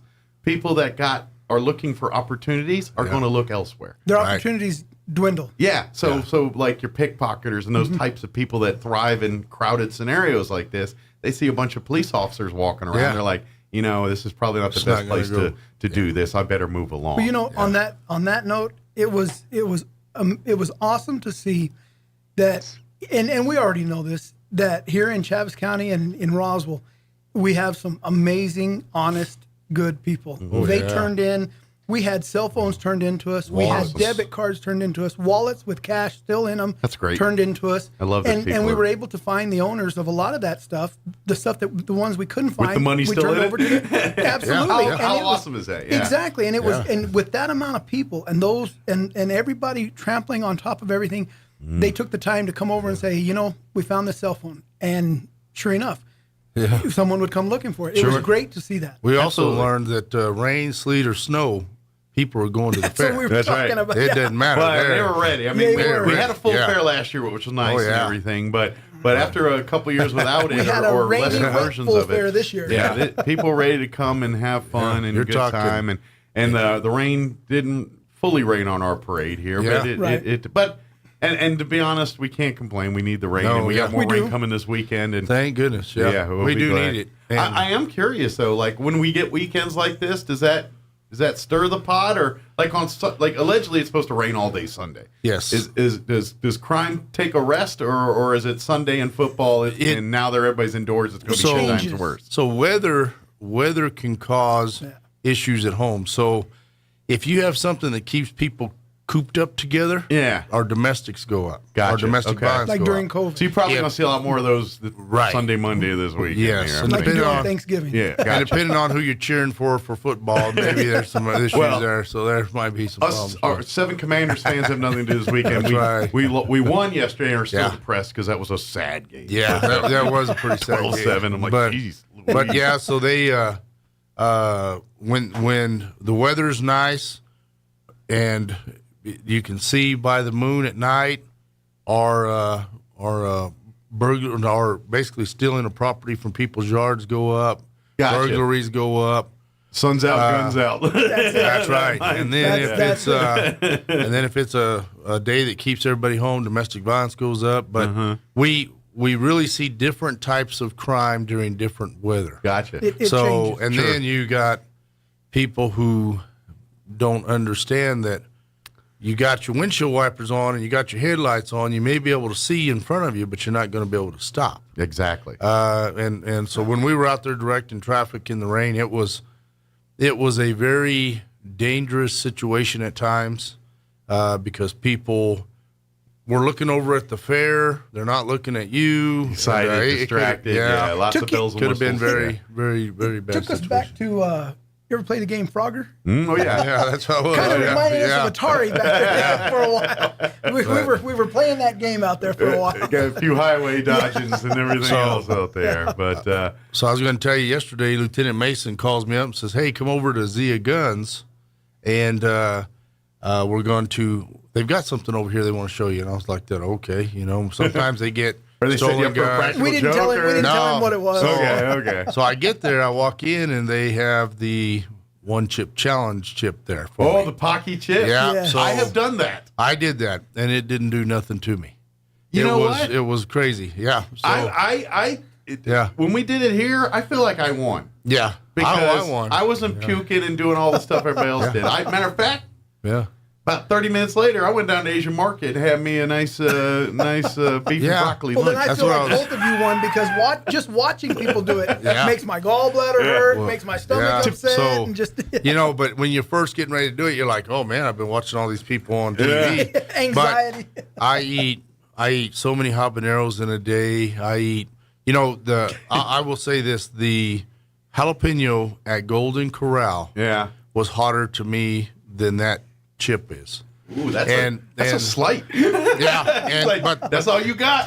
Challenge accepted, right? And then people put on there, oh man, it's going to get you later. It's going to be this or that. It never even did nothing. Yeah, to me, so. to be honest, now I did it back when they were charging like $50 for one of these chips, and you can only get them online. Right. And I don't know if they've changed because I imagine there's more demand. They're probably fresher. Yeah. But the one I got was old. Stale? It tasted like it was in a couch cushion for about a month. Yeah, I think that you couldn't taste the chip at all because it was just of the dry and because of the seasoning. My question would be, how do you know what a chip tastes like in a couch cushion? Hey, sometimes you got to eat. Yeah. Sometimes you got to eat. You're like, how long's that Fritos in there? Yeah. I was like, I had Fritos last week, right? Maybe it's one of those. To heck with it. I don't know. You weren't craving one until you saw it, right? You're like, I'll go for it. So there's a penny and a Frito. Yeah. All right, put that in my pocket. I'm rich, and I'm going to be. All right. Yeah, so I'm going to be eating. So we did that, and that was fun. I really thought that was a good deal. You know, it... So did you get like a prize or something? No. It just, but it was just like a Game of Thrones thing. Congratulations, It was you just got some like- indigestion. Yeah, It's it's like that. He's Okay. like, all right, well, your throne's been challenged. He's like, All I did was take off this shirt just in case the snot started running. You know, you didn't want to have. maybe that's how we get our sheriff. Yeah, if you that's can right. beat the sheriff in the chip challenge, That's you're now the right. sheriff. Yeah, that's Let me right. tell you, he's going to be the sheriff for a while. Yeah, that It's was like Game of pretty Thrones. yeah. We'll just, Right. Yeah, so we had fun with that, I and don't then do like I the said, chip challenge. we do so much stuff, and like he was talking about earlier, the candy donations and things that are coming in. The people of this community, I'm talking all of Chaves County, they're just amazing. They continue to keep bringing in and keep supporting because I know the sheriff's department needs help, but there's a lot of other entities. I know our American Legion's collecting candy, so as much as you can give to everybody. There are so many trunk or treats going on that it's great to and we're going to be out at like 8 on the different trunk or treats. Yeah, we'll start on the 27th. 27th on. Good deal. Yeah, so we'll be out there, but out and about. It's a good thing. Plus, we're doing the having Pecos Elementary. All the students from there come to the sheriff's office and to the whole county complex. And we have ours set up like a haunted house. I know this might be a city thing or something, but with Halloween being on Monday, is everyone is there? You know how sometimes someone's like, well, we're all going to trick or treat on Saturday now. So, has there been any of that talk or anything? No, so there's trunk or treats all the way from Thursday to Monday. So you can officially trick or treat on Monday. And there's going to be huge events on They're not going to give up a day, man. They're going to say, I've seen this not so much in Roswell, but in other communities. In Artesia, when on Friday night, if it was there, you didn't have Halloween. Artesia if the game moves was going. Halloween. They're like, oh, if the 31st fell on a Friday, you're like, no, that's not Halloween. That's football night. This is a football Friday. That's It's right. Artesia. Yeah. Wear your orange. Yeah. Everyone better be it's dressed bulldog as a fan. orange, not pumpkin orange. That's not Tomorrow night. We'll do this. We'll worry about Halloween, but That's and exactly if you go knocking doors, they're like, Halloween's tomorrow, dude. They don't even answer. They're not even there. They're not even they're there. at the They're at the Bulldog game. Bowl. Yeah. So here we're a little different. We see great crowds at every event, and which, by the way, it's good. Coyote fans, you better fill that other side of the Bulldog Bowl tonight. Oh, Absolutely. yes. Yeah, that's a big game, and it's is. going to be. It's the game of the week. It's every eyeball that's into high school football in the state's going to be keeping tabs on that game tonight. Absolutely. The Goddard Mayfield one's a big one too here at the Wool Bowl, but that one too has got a lot of eyeballs on it. Well, that's a rival right there. It is. That's Of course, that's all right. Once we're district, man. Yeah. Goddard, Roswell, Artesia, just interchange it. They all. When, It's good. All when we rivals. were in high school, it was Clovis. Yeah. Clovis was our biggest, rival for us. Clovis is usually a good team. They've had a down year here this year. Yeah. They got new coach, They're new young. system, and They're young. If you have a thing such as rebuilding in high school, that they're restructuring. Yeah, they're kind of in the midst of that right now. Right, that's But right. then you look at like Hobbs right now, who's just lighting it up. They're getting after it, aren't they? Yeah. They Well, we support every bit of that, and we just try to make it to where people know, hey, go there, enjoy the game, and let us deal with the problems. Yep. And when you see the officers out there, whether it's sheriffs or Come up and RPD say or hi. we love it when come people visit, come talk. come. Absolutely. So And it's if a you need good help, thing. you need assistance, that's what they're there for. And even you- if it's just where's the bathroom, they can help you with that. Well, you too. talk about out there at the fair. I was on that side by side, and you're going about a mile an hour maybe, but you were doing. It's very slow, but you're also shaking hands and talking to everybody as you go. And what I like on those side by sides is the horn is a meep meep. it's like a Roadrunner horn. You know, that's what it reminded me of. It's not a loud, overbearing. So whenever you come up to people in line and you hit the horn, it's more funny than it is anything else. So it doesn't come across as being overbearing or threatening. It has the same effect. It gets their attention. And but then it's they more look, of a, and what then in the heck is that? Like, excuse me. That's what I do. That's what I do. You like that horn? And then they all laugh and go by. But it takes away that. You're just like anything. Your approach can cause people's demeanor to change. Absolutely. Yeah. So if you hit a crazy horn, you're going to make people mad. Sure. But if you have that, they're like that. You're de-escalating people. They're coming in laughing and more friendly. And we laugh at it too. So we laugh. And I laughed every the only time way to make it more funnier is butch it up real butch, and to make it look tough, and then go beep beep. That's what it is. Yeah. He said, hop in, and I hadn't ridden it yet, so I jumped in, and he said, watch this. And he said, I'm going to honk the horn, and so that people get out of the way. And he honked it, and I said, "Oh, quit! Don't do that anymore." I tried to pull everything up over my face. It's embarrassing. Sheriff, don't honk the horn anymore. I love that stuff. I'll holler. Get out of the way. You need to be carrying a drink with an umbrella in it while you're driving it. Yeah, that's right. Well, I'll tell you what, it was very successful and good. We are thankful for everyone who volunteered their time, like Dexter and Sierra. Volunteer fire departments who were out there and donated their time. At the sheriff's office, all my lieutenants, the undersheriff, and myself were out there. We're all salary. We don't get paid anything extra to be there. Sure. But you have to have the manpower there because there's so many people. Yeah, it is. It's a lot. Like we you said, were there a lot Monday of people. through Saturday night at 1 a.m. And thankfully, most everyone out there is great people, and it makes y'all's job a lot easier when everyone's out there looking out for each other. Yeah, so it was a good thing. Sunday morning at 1 o'clock in the morning, Saturday night, if you want to call it, we looked at each other and said, "Whew, got another one with no issues." Yeah. We are. And the biggest thing, everyone had fun. Yeah. And the biggest thing that we would deal with mostly was just people losing kids. But it wasn't that they lost them; it's that the parents were in line and down there watching, but they're talking to each other. So the kids get off the ride and go to the next ride. Sure, so all we did was just go to the next ride. Yeah, or the parents are moving and the kid sees a shiny thing and stops and looks at the shiny thing. So we had a couple of kiddos that bumped their heads. So we had little medical things. That's always going to. Anytime there's kids and families, those things happen. As long as no one falls off a ride, man. Then you introduce a moving metal ride, and exactly. So. We're about out of time here, but is there anything else we want to make sure recruiting anything we want to get the word out about here? So right now we're still hiring at the Chaves County Sheriff's Office. You can go to chaviscounty.gov, fill out an application, and we'll get you interviewed and tested quickly. We are doing it responding faster than we've ever responded before because of the system is faster with the applications. Good. So we can get things done. Also, we do have a lot of events coming up this weekend, and not this weekend, Halloween week. Mm-hmm. And we just want to make sure people know, put some lights on your kids, be with your kids, and be safe. Traveling groups. And if you're driving, watch out for the kids. Yeah, watch out for the kids.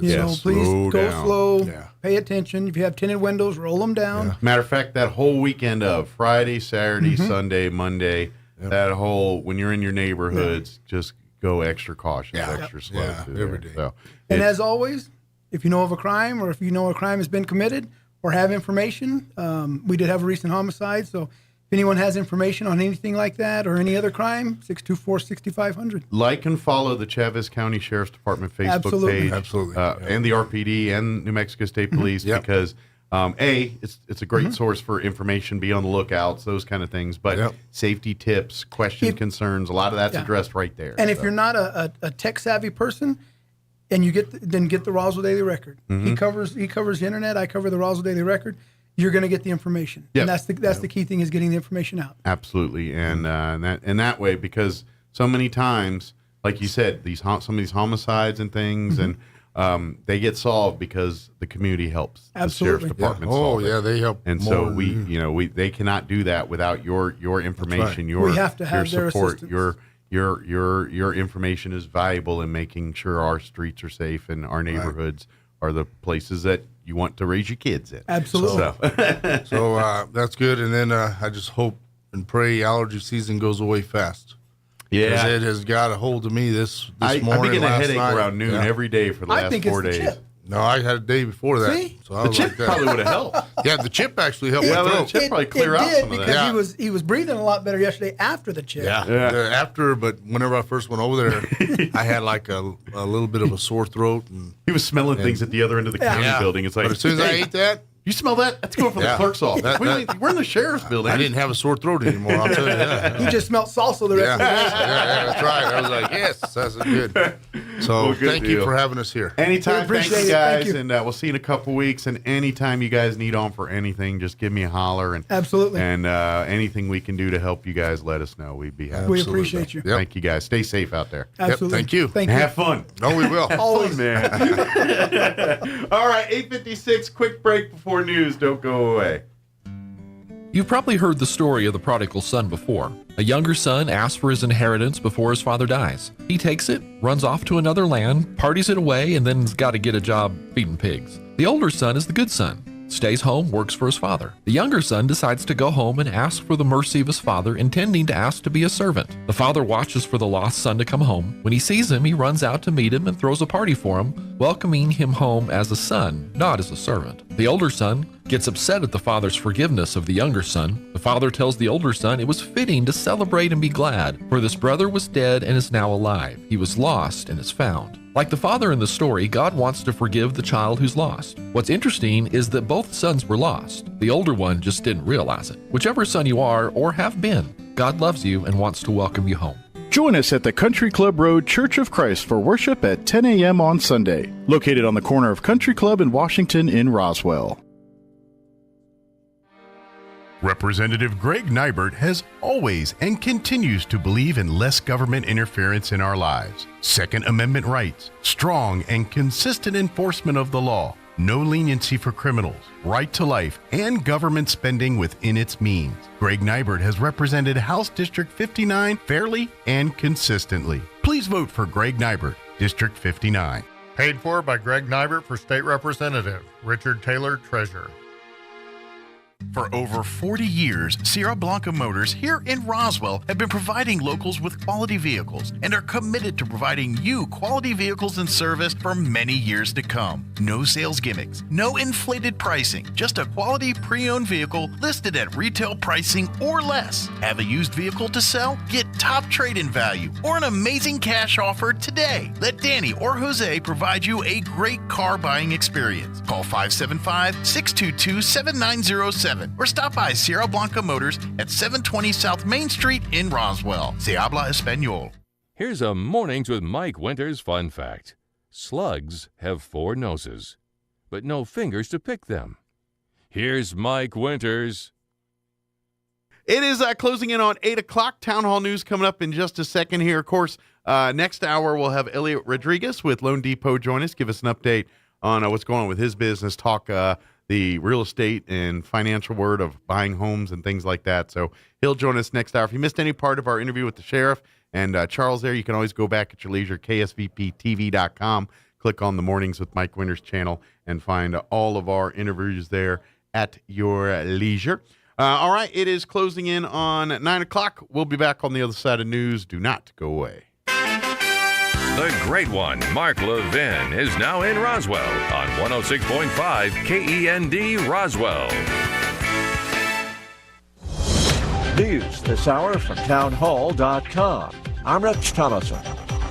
He's just 15 years old, the suspect in the deadly shooting spree in Raleigh, North Carolina. The teenager hospitalized in critical condition. Police in North Carolina say that the suspect who killed 5 people in a shooting in Raleigh was a juvenile male. Raleigh's mayor said gunfire broke out around 5 p.m. along the Neuse River Greenway in a residential area northeast of downtown. Officers swarmed the area, closing roads and warning residents to stay inside while they searched for the shooter. Hours later, the suspect was arrested. Authorities say he opened fire along a walking trail near the residential area. An off-duty police officer was among those slain. 2 other people, including another police officer, were taken to hospitals. That officer was later released. I'm Lisa Dwyer. 2 police officers fatally shot in Connecticut were drawn into an ambush by a 911 call about possible domestic violence. That's according to investigators. State police say the call about a dispute between 2 siblings appears to have been a deliberate act to lure law enforcement to the scene in Bristol. The Democrat-controlled January 6th committee has subpoenaed former President Trump for testimony. It is almost certain that Donald Trump will not testify. Already his spokesman has been dismissing this move as a partisan exercise. That's correspondent Eric Tucker. The Supreme Court rejecting the former president's plea to intervene in the legal fight over the FBI search of his Florida home. He had asked the court to overturn a lower court ruling and allow a special master to review the roughly 100 documents with classified markings that had been seized by the FBI. Stocks in the red on Wall Street right now. The Dow is down 116 points. The Nasdaq is off 151 points. More on these stories at townhall.com. First, we decide where we want to go. Then we need to know the best way to get there. Hi, my name's Adam Barada. I'm the owner of Advantage Gold. We're the highest rated precious metals firm in the country. We teach people how to own physical gold and silver. Now, we've won the Best of TrustLink Award 4 years in a row because we educate our clients on how to buy gold and silver the right way. We don't pay celebrity spokespeople millions of dollars. We'd rather pass that value on to you. Call 800-900-8000 and speak with one of our experts. We'll send you a free gold kit along with my latest #1 national best-selling book, The Great Devaluation. Call 800-900-8000. That's 800-900-8000. Get the best information, the best process, the best service, the best value. Call Advantage Gold at 800-900-8000. Call 800-900-8000. Advantage Gold is not an investment advisor or a tax advisor. Consult with your financial advisor before investing. South Korea tightening the screws on its communist neighbor to the north. The South is toughening sanctions on North Korea. This latest round, announced by Seoul, targets more than 30 North Korean people and organizations. But they're unlikely to have much impact, as most are already covered by existing UN and US restrictions. But as North Korea continues to raise tensions on the peninsula, the South is running out of ways to respond.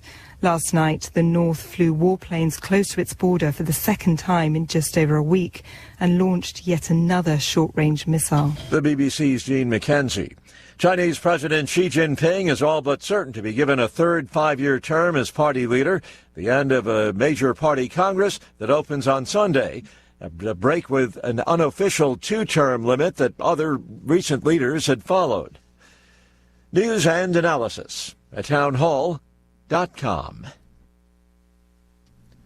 Conservative Oregonians who say they've had enough of their state's woke politics want to secede from Oregon and join up with Idaho. It's called the Greater Idaho Movement, and they want their state lawmakers to redraw Oregon's border so that the eastern 2/3 of the state become part of Idaho. Residents in 9 eastern Oregon counties are on board with the plan. 2 more counties will vote on the plan next month. It'll be no easy feat, though. State legislatures of both Idaho and Oregon would have to approve the plan before it moves forward to the United States Congress. Tasha Stevens reporting. Ohio Democrats are pleading for help in the state's Senate contest. They fear they could lose what they consider a winnable election unless national party leaders make some major investments in the coming days. Congressman Tim Ryan is vying with Republican J.D. Vance for an open U.S. Senate seat. More on these stories, townhall.com.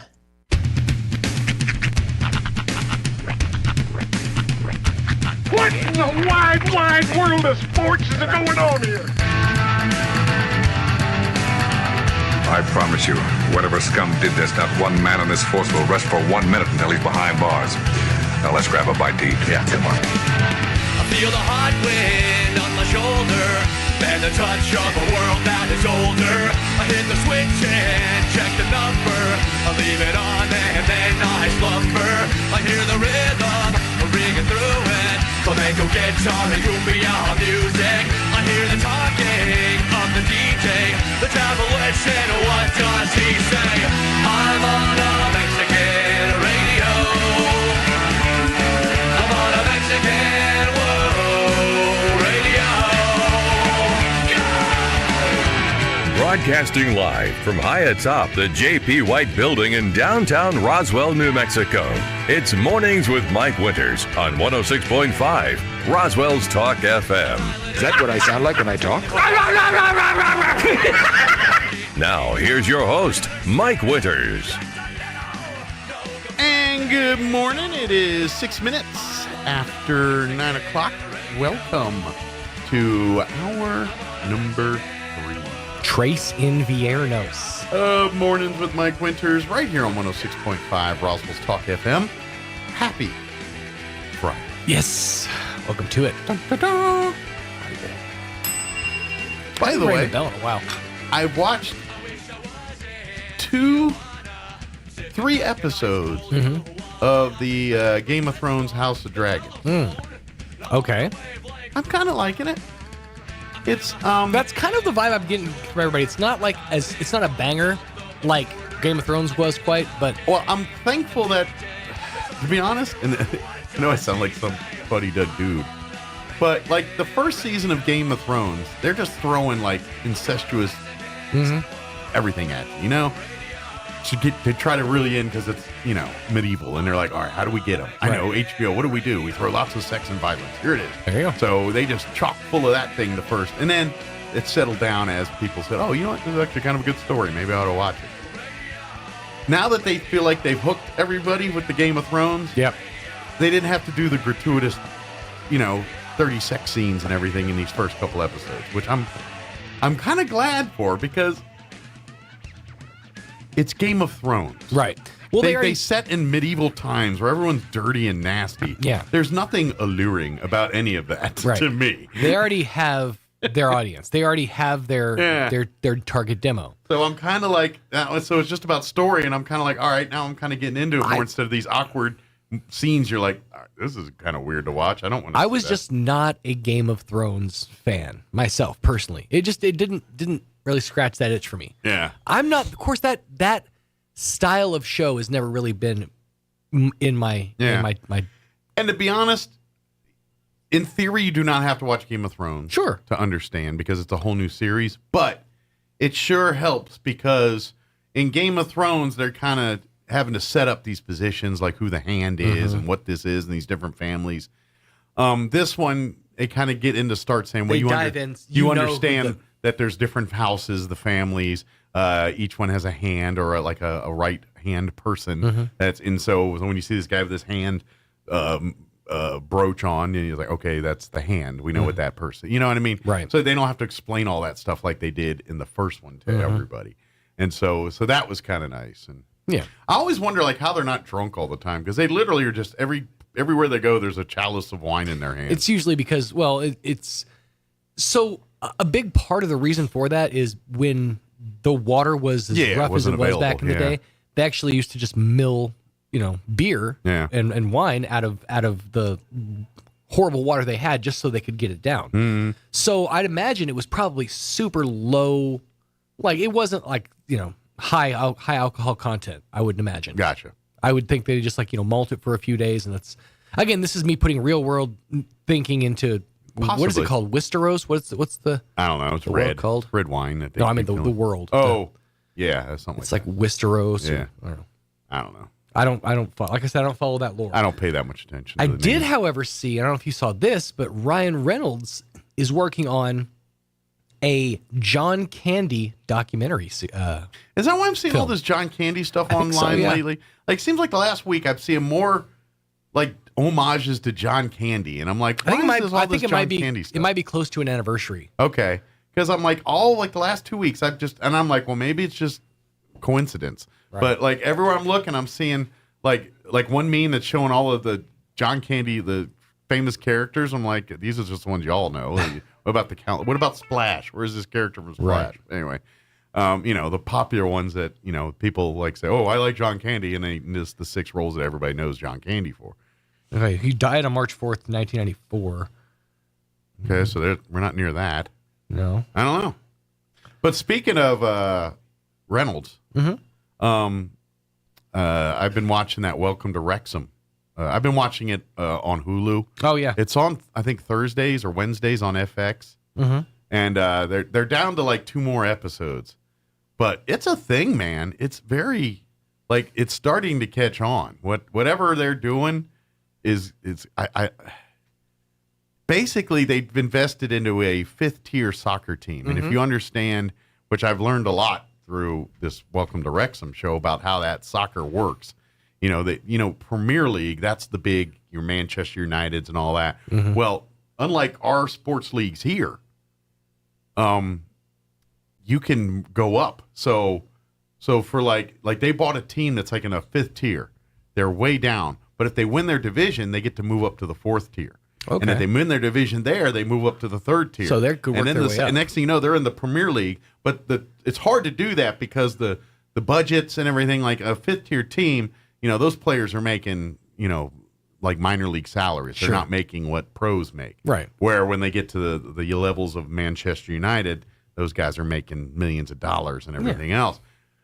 So a club has to grow because let's face it, it's like saying the Isotopes are now going to go start playing in majors against the Dodgers. But guess what? They don't have the money to pay salaries and things to pay the players that level. So they almost have to. The team has to grow with it. So, right.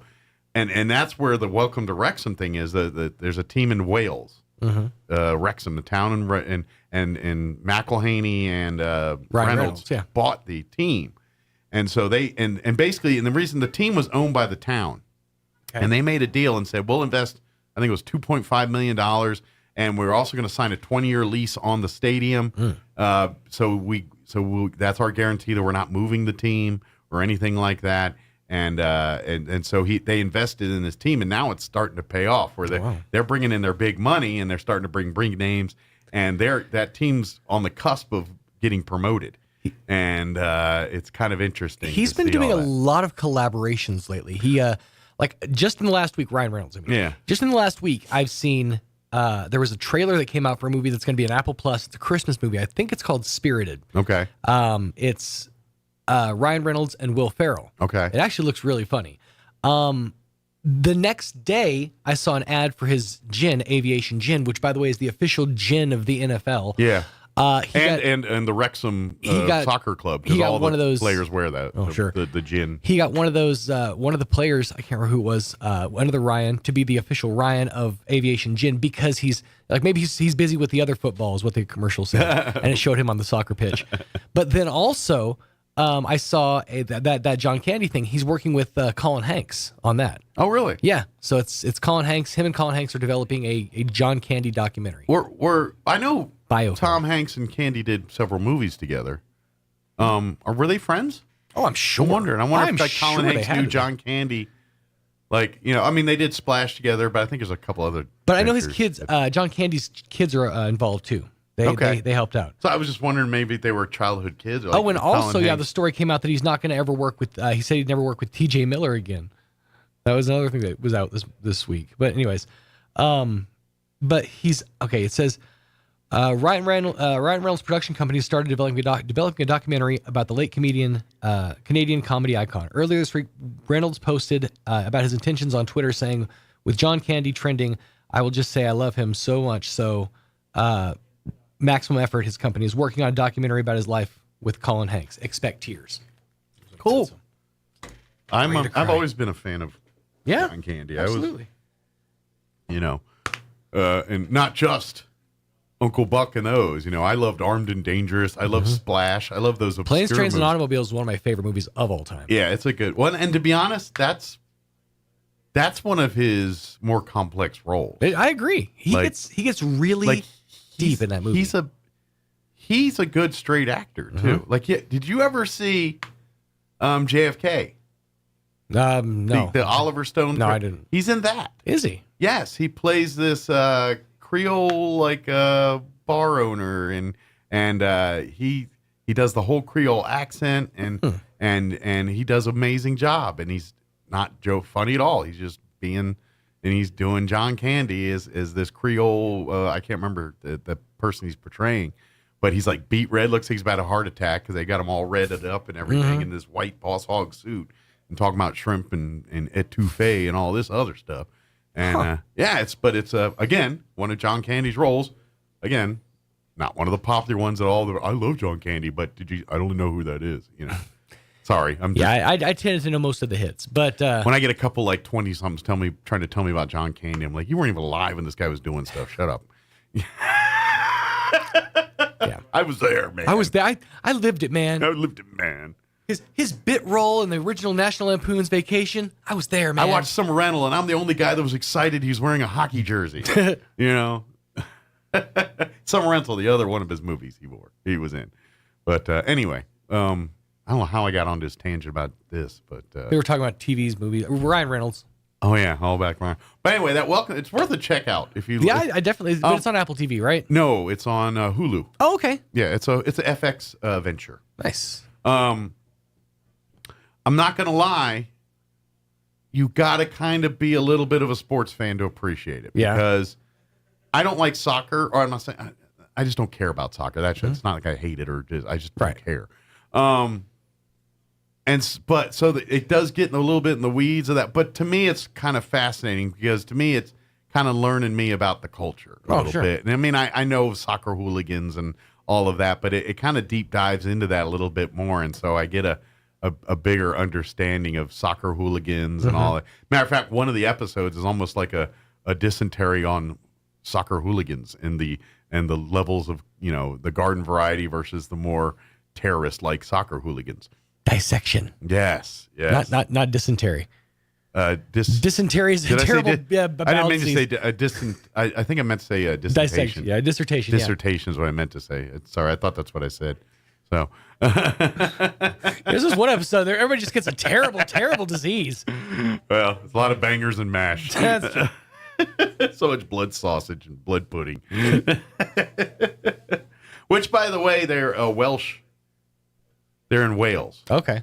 So they're not England.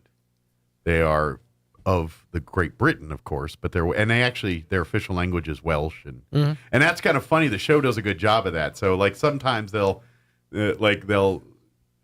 translate British terms, and like someone will say something like bloke, and then they'll be like bloke means gentleman in Britain, and then they'll give you the Welsh version of bloke, and so you get our version, the English version, and then the Welsh version of these words. So it's a little education. Yeah. It's worth a check out. But it does get a little in the weeds with soccer sometimes. And in some episodes, because the show is not just about Ryan and McElhaney doing this thing.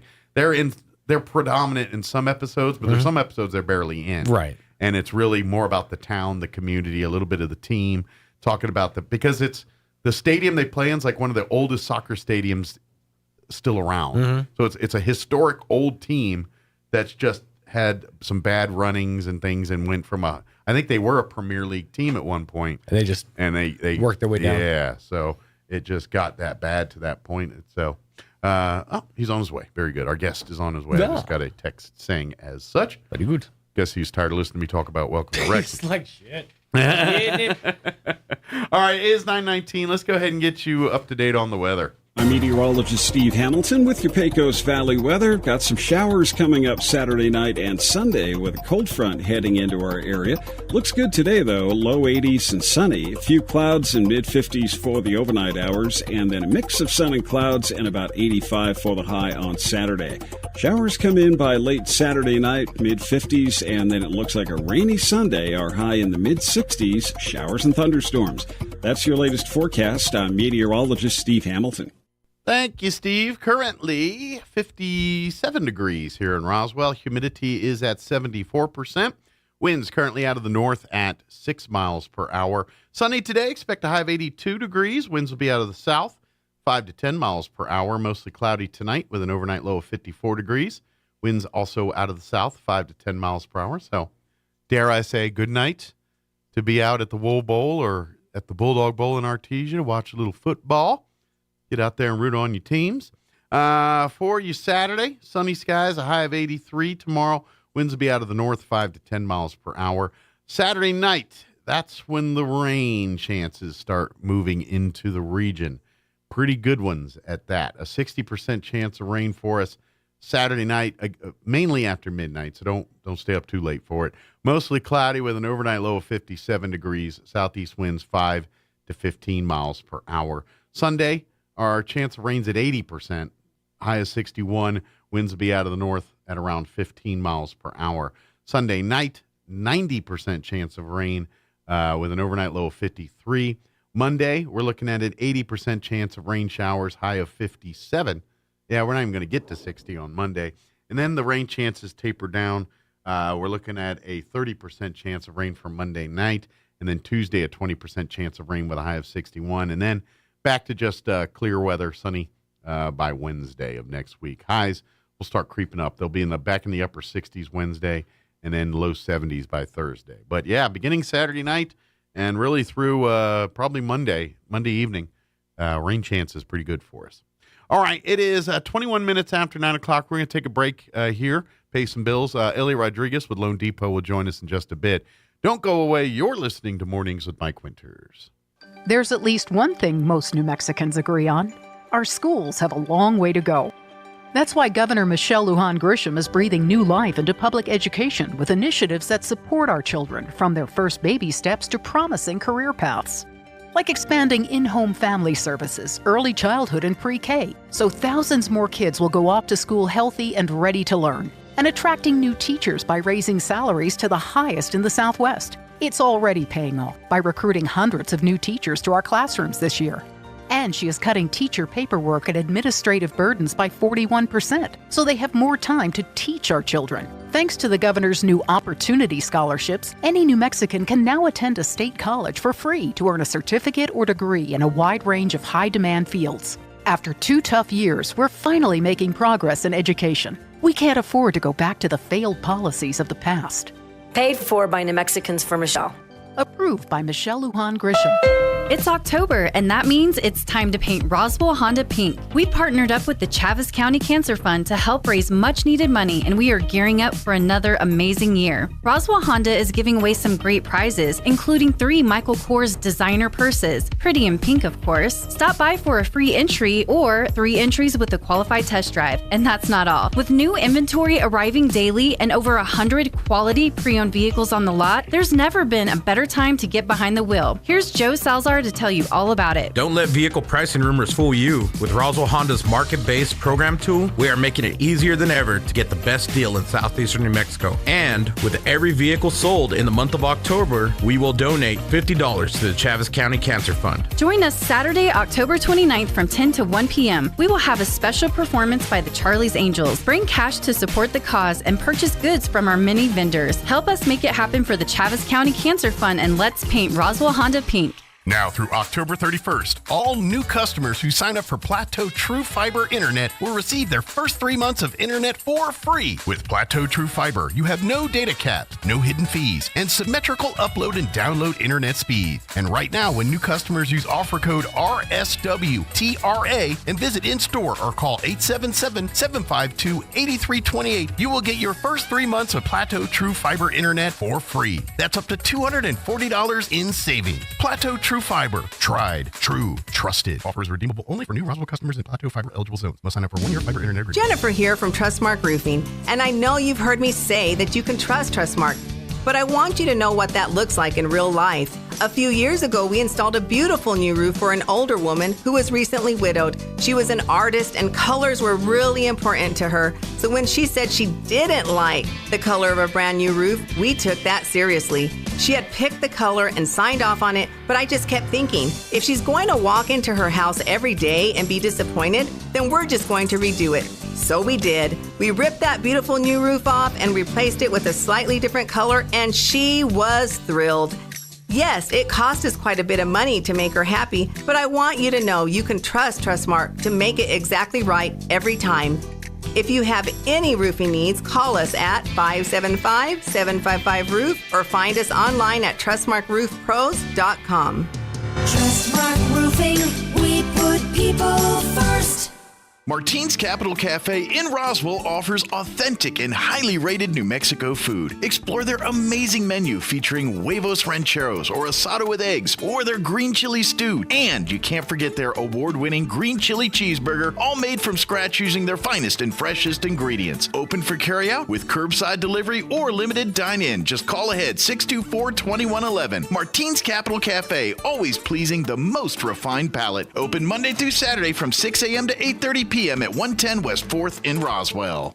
Gear up for hunting season with LGS Guns and Ammo, Southeastern New Mexico's official home for everything you need to make the most out of this season. From rifles and ammo to scopes, optics, game calls, scents, and more. From brands you know and love like Ruger, Smith & Wesson, Mossberg, and so much more. Be ready for everything this hunting season throws your way with the help of LGS Guns and Ammo, Southeastern New Mexico's authority for guns and ammunition, across from Target in Roswell and at 109 North Del Paso in Hobbs, and online 24/7 at lgsguns.com. I'm Michelle Garcia Holmes, and I'm running for United States Congress. As a former policewoman, I put on my Kevlar vest, uniform, gun belt, grabbed my 12-gauge shotgun, jumped into my police car, and hit the city streets to keep you safe. I want to do the same for you in Washington. I'm asking for your vote on November 8th because our families deserve safe cities, a secure border, and lower gas prices. Donate today at GarciaHolmesForCongress.com. Paid for by Michelle Garcia Holmes for Congress. Here's a Mornings with Mike Winters fun fact. Sigmund Freud once believed that cocaine could be used to help treat a morphine addiction. Mike used bacon to get over his addiction to beef. Here's Mike Winters. And good morning. It is 27 minutes after 9 o'clock, and joining us in studio this morning from Lone Depot, Elliot Rodriguez back with us. Morning, sir. Good morning, Roswell. How are you doing today? We're doing good. Good. I don't know if he heard you. It's beautiful outside. Yeah, it is. I dig the weather. I love this thing. But hey, Roy, can you grab a bottle of water for Elliot? I don't know if you heard us or not there. We were kind of... There he goes. Cool. Thanks. This is our intercom we use for everything. I can tell. I get a lot done through my intercom system here. No, I mean, it's beautiful outside. It's not windy or nothing like that. It's not hot. Yeah. It's beautiful outside. It is. I dig it. Whoever haven't gone outside lately that much, take your chance right now because it's about to get nice and interesting this weekend. I would say, please get out to these games tonight. The weather's going to be beautiful. Pack the Wool Bowl, root on the Goddard Rockets. If you're a Coyotes fan, get on down to Artesia and fill up that side of the Bulldog Bowl and root on the Coyotes tonight. It's going to be a great night for football, weather-wise, certainly, and the action's going to be good too. So, maybe by this evening you might need a little light windbreaker or something. Yeah, that's a Meow Wolf, not Meow Wolf. The one in Vegas, the Meow Wolf in Vegas, Meta, whatever it's called. Well, I can tell Omega Mark. I can tell Sean was over here anyway. Yeah, this is a Sean thing. So for folks who aren't familiar, Elliot joins us once a month with Lone Depot here and talks basically the housing market and not so much on what types of houses to buy and things like that. He's the numbers guy. He's the one that you talk to before you really should be talking to a real estate agent about what house you want to buy or anything like that. That's correct. He's the one that's going to say, all right, here's your finances. Here's where you're looking at. We can approve you comfortably at this for if you want your payments here, then this is the number that you're ceiling on a house. And things like that. But he's also going to be the guy that's saying, all right, guess what? Yeah, looking at your expenses, you could buy a house that's $300,000.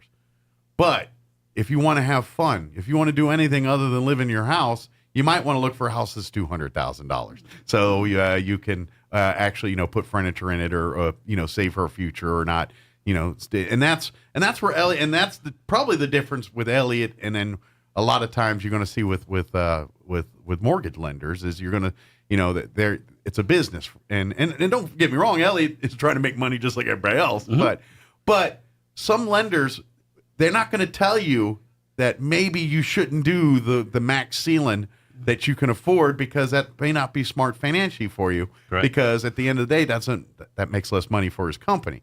So, but his idea is like, no, I'd rather help you make your payments, and then when you're ready for your next house or your house after that, or if you're at the point you're going to retire and downsize, you're going to come see me for that loan too. Mm-hmm. And that's where the difference is. He's as much as he's putting people in the home business, you're as much in the education business as you are in putting people in homes business and really giving, especially because, let's face it, a lot of adults, we don't understand all the intricacies of buying and selling homes. And we hear one thing, and we don't realize that, it's that one purchase you make in your life that's an investment back in yourself.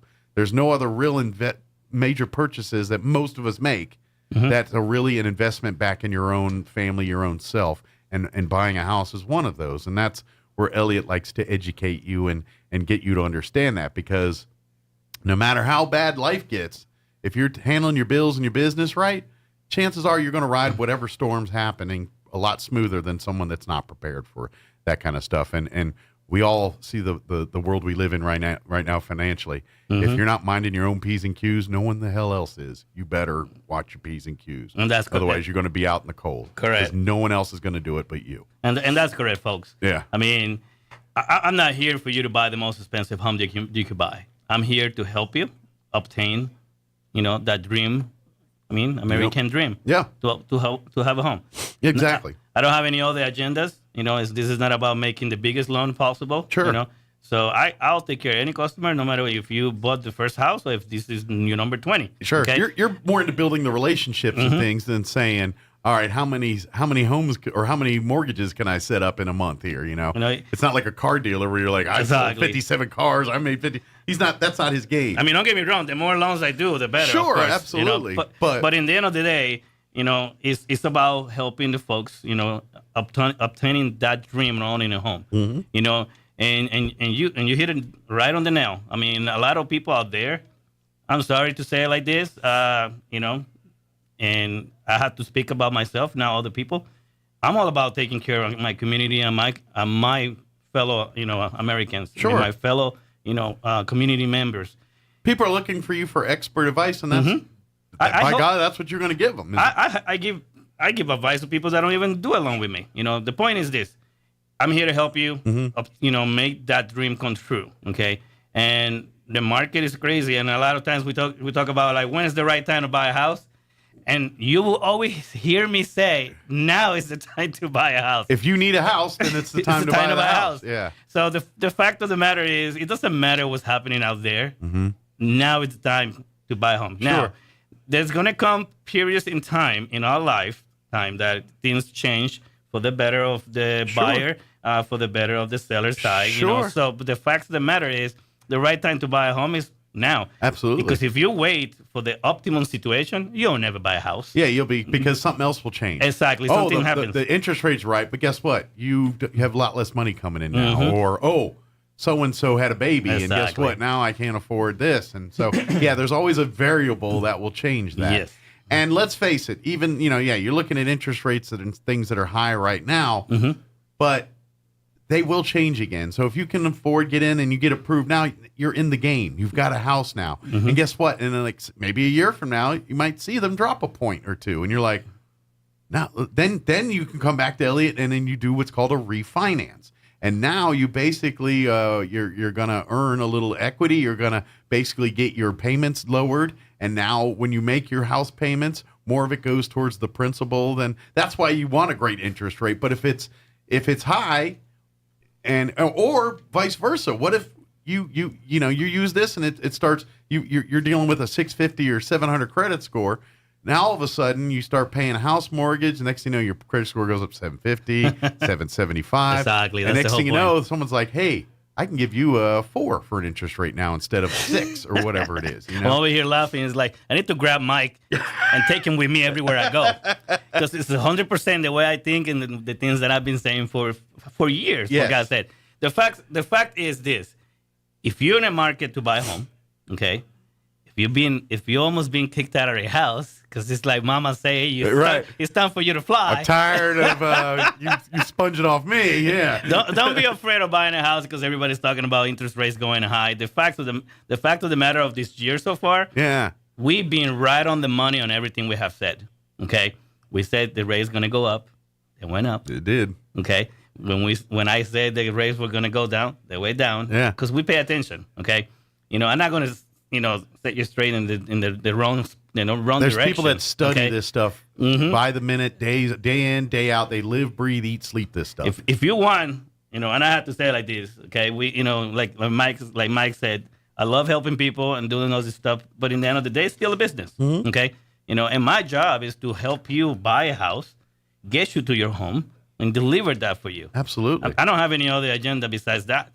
Whatever it takes for us to get there is what we do. Yeah. Yeah. The bad thing about it is sometimes everybody wants to max out, the home that they want to buy, which is, I always think is, is hard, but I mean, in the end of the day, I'm going to do what the buyer still says. Yeah. I'm still going to advise you not to go to that. If you shouldn't go to $300,000 and you should do $275,000, you should.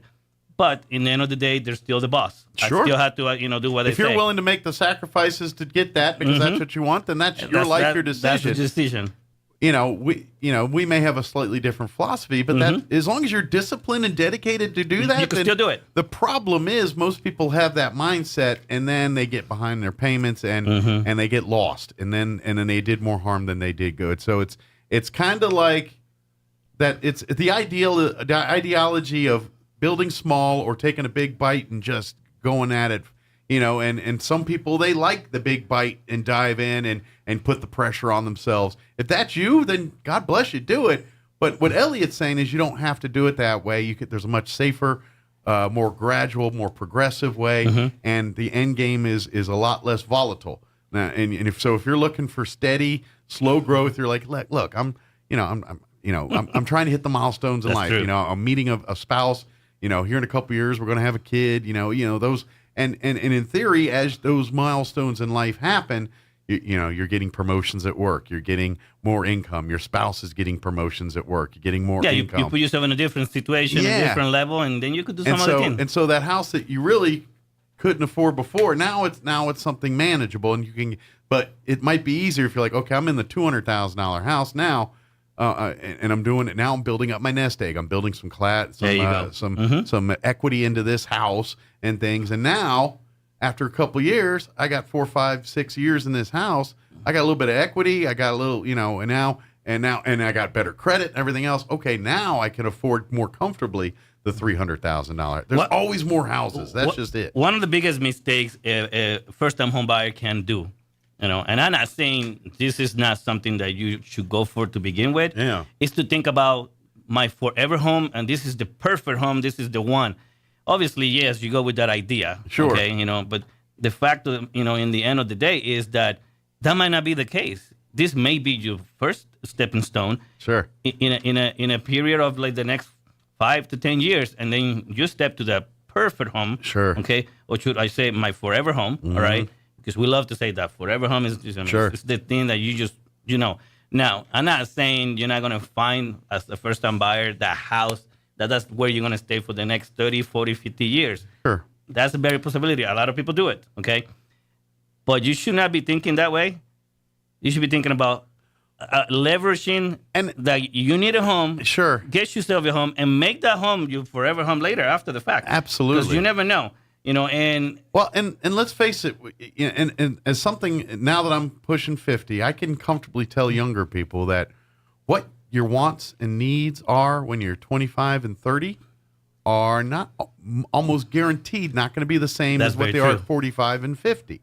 So what you think is your forever dream home at 25 or 30 might look completely different by the time you're 45 or 50 or start to think about looking at retirement and stuff. Exactly. You're not going to want, because let's face it, at that point, at 45, 50, your kids are getting raised or almost raised, and you're thinking about retirement, you're thinking about life after kids and all that. And guess what? The 4-bedroom, 3-bath house with this, and it might not be what you want anymore. You're like, it's just me and my spouse.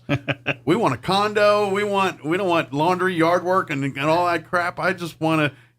We hang out here. And by the way, we're going to buy an RV and spend 6 months of the year in that RV. There you go. You know what I mean? And so we don't need a 5-bedroom house. I know. No more. My wife and I were talking about the very, very same thing yesterday. Yeah. We've been in our minds like, oh, we want to have a house in this area because it's closer to the park and this and that. Yeah. And we like, when the one comes up, we're going to go for it right away. So here we are after all these years, still even thinking for that forever home. Yeah. All right. The funniest thing is we have a home that is pretty much perfect. Sure. I mean, it may need a little work because we just took over one of my rentals that I had before. Okay. And it needs a little work in the bathroom. The backyard, me and her have just made it beautiful. Just have a few tiny little things to finish, and it's done. Sure. Okay. And maybe we'll put a new fence eventually, because it's not like we couldn't. But I think, and maybe painting. And here we are. That's all we need to do to the house. Yeah. And maybe if we want to take it to the next level, put a brand new garage door eventually. Okay. I think deep down, y'all talk about forever homes. I think for you guys, when you run out of work, you're like, we need a new house for new work. I think that's what it is. I think for you guys, the journey's the fun part. It's like once you've done the journey, you're like, I want a new journey. I mean, my wife and I we have in the past 15 years bought and sell homes. Sure. And we have lived in every one of them, which is very interesting, okay?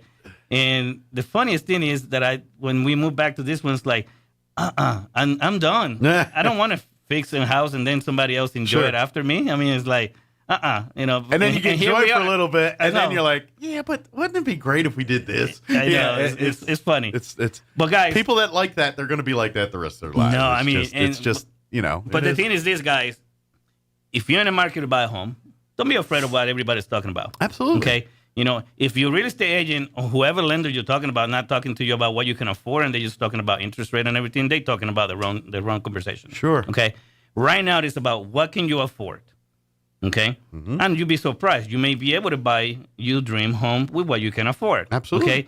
So don't cut yourself short thinking like, oh my God, they raised our high. I'm not going to be able to buy the house that I want. Yeah. If you stayed on the sideline and wait too long, the house that you may like and you should be buying, it may pass you by. Absolutely. I got people like, I was waiting for the house for 10, 15 years. Like, well, you know what? That's the wrong answer. You should be looking for the house that you really like instead of waiting for one house. Yeah. Because that house may not be available for the rest of your life. Sure. Okay? And if you're hoping that that's what happens, I'm so sorry. That's the wrong mentality because to be honest, you may not be able to get it. I don't know how people can, because I got to be honest, like with the condo and everything I'm in now, I had to sell my house before I bought it. Okay. And so it took my house sat on the market a good 8 months. Okay. And I had found the home we were in like 1 month into that search. And I was like, this is the one. And we kept looking, but we never found nothing. And we're like, we kept going back to that one and going back. And you get nervous. And I was like, man, I just want to buy it now, but I can't because I can't afford 2 mortgages. I got to sell this one. I can't do all that. And so, but finally, someone bought my house and we got asking price. Everything worked out great. But there was like a 4-month stint there where I was like on pins and needles because I'm like, I want that. Let's go buy and check. Make sure it's not a sold sign in front of it. Like, we can't, babe. We cannot. We have to wait. We have to wait, And so we finally, but it worked out. Everything worked good. But I get it. I understand that, sometimes you just can't, you get antsy on that. I don't, but that's a juggling. You gotta know when to hold them because there is a time where you want to hold a little bit, if you're like, okay, and it's especially time to let it go. Well, because sometimes people overprice houses sometimes. And so, and this is a struggle real estate agents have because some, a house, it's an investment and everything else, but it's also people's blood, sweat, and tears. So when someone invests a lot of their own blood, sweat, and tears into a house, it's more valuable to them than probably what it is to the rest of the market. And so they're going to be like, oh, I can get $400,000 for this house. Like, sir, it's only worth $300. You're not going to get $400. And so, no. And so you put on $400 and then you're going to have to give them some time to realize, hey, no one's going to pay $400 for your house. So don't, just because you fall in love with it, you know what I'm saying? But if it's overpriced, it's overpriced. When I sold my house in Mission Arts over there, I wanted $250. Yeah. Okay. And my wife's like, that's not, $250. I don't think we can sell it $200. Like, yes, I can. Look at how beautiful we made it. Yeah. And the funniest thing is, and we talked about this before, it came in at $237,500. Okay. And I told my wife, honey, we lost $12,500, right? She goes, you didn't lose anything. You never had it. Like, and that stuck in my mind, so hard because, I was just like any normal homeowner. Sure. Or any seller, that wants the $1 million for their home. Yeah. Okay. The fact in the end of the day is the market is what it is. It is. Okay? Yeah. And as much as you want to control that, obviously right now if I put a house in the market, I'm a little more knowledgeable. Sure, yeah. And I can do my numbers way better. Yours are going to be more commensurate with what the value is. Plus, guys, that's what the real estate agents are there. They go and do some comps, get you the right information, and they're supposed to get really close to what it should be in the value of the home, okay? Well, because at the end of the day, no loan company is going to give you extra money. Give you the kind of money for a house that's appraised lower than what they're asking. And that for is 100% correct. No bank has ever stayed in business very long doing those kind of loans. Just saying. They may be closed already by now. But Mike and I were talking about this before we started talking today. You start seeing more houses in the market. Yeah, I was going to mention that. I've been noticing a few more for sale signs out and about. So this is what's happening, guys. All right, like we predicted. Okay, the market is very variable. I mean, it's going all over the place. Okay, so that's have not changed. Some prices are still going up, and some prices are going down. So it depends, the neighborhood of which streets and how big the house. All those different things come to a point in the end of the day to figure out what the value of a home is. Sure. And that's what the appraisers are there for. Okay. Now, what's happening is this. Okay, the inflation was in full throttle. Okay. So there's less demand, okay? So there's, people want more stuff, and there's less, supply for it. Sure. All right? And that's where the sellers were going crazy and the prices of home were going high. When that supply-demand ratio gets out of whack, this is what you see happen. Demand and supply gets, started mingling there. So now we're going into a depression, okay? They may not be saying it officially, but it is on. Okay, it's walking like a duck, talking like a duck, swimming like a duck. So it must be a duck. So what is happening is you're gonna start seeing more homes because now you can't sell them because everybody wants top price for them. And we're gonna start seeing a little switch in as far as the prices of the home. Sure. I'm not saying home is gonna start dumping as far as like it's gonna cost less.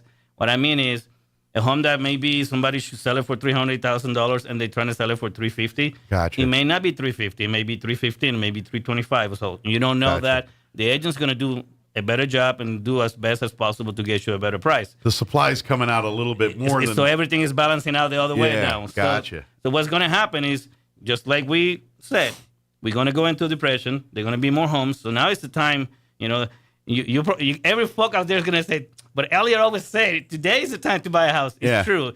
To buy a house is whenever you're ready to buy a house. It's the time to buy a house. You need a house. You need a house. You need a house. Live somewhere. So that's why I always going to tell you guys, buy a house. It's now.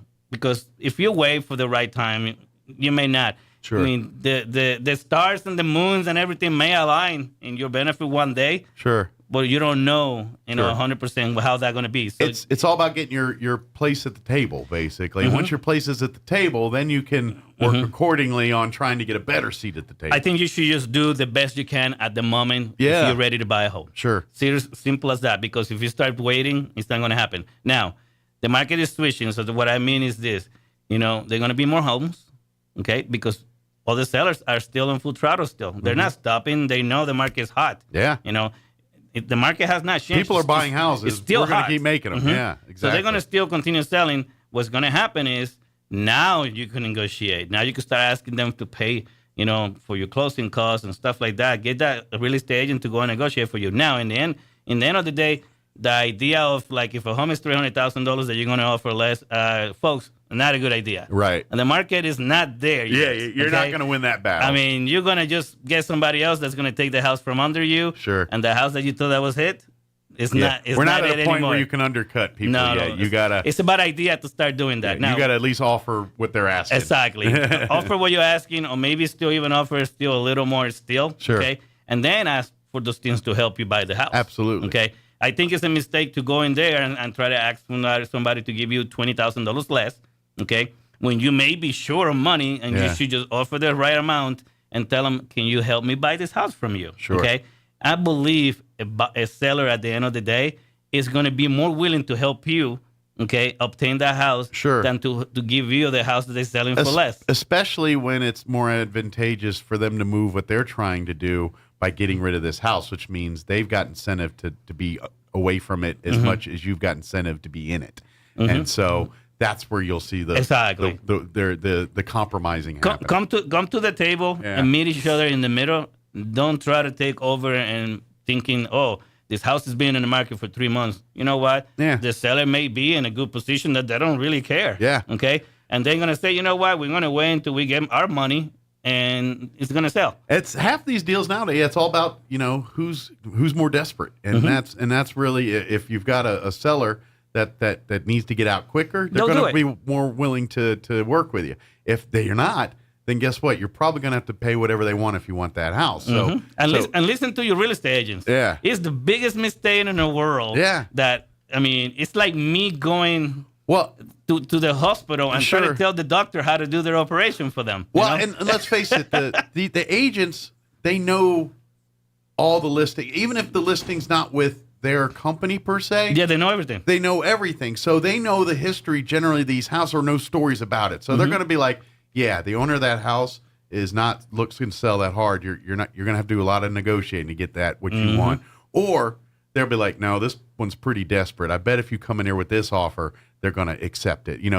That's where their expertise comes in, because they know the market, they know the sellers. If the house has been on the market for any length of time, they know the history of previous dealings there, and so they're going to know, all right, this owner's going to be a little more tricky to deal with. This one's desperate, whatever, and they can play accordingly. And that's where the real estate agent, you need to listen to them. Is your expert and your person in your corner. I'm not a real estate, and I don't want to put the wrong hat on and say the wrong stuff online. But the fact of the matter, in the end of the day, the agent is going to do what you say. Yeah. Just like I'm going to do what you guys tell me as well. Okay? But listen to their advice. Because they know if they're telling you there's 2 offers on that house already before yours, don't offer less for the home. I mean, you're not going to get the house. Well, and you think of that real estate agent as like your agent, like a movie or a sports agent or someone. They're trying to get the best deal for you.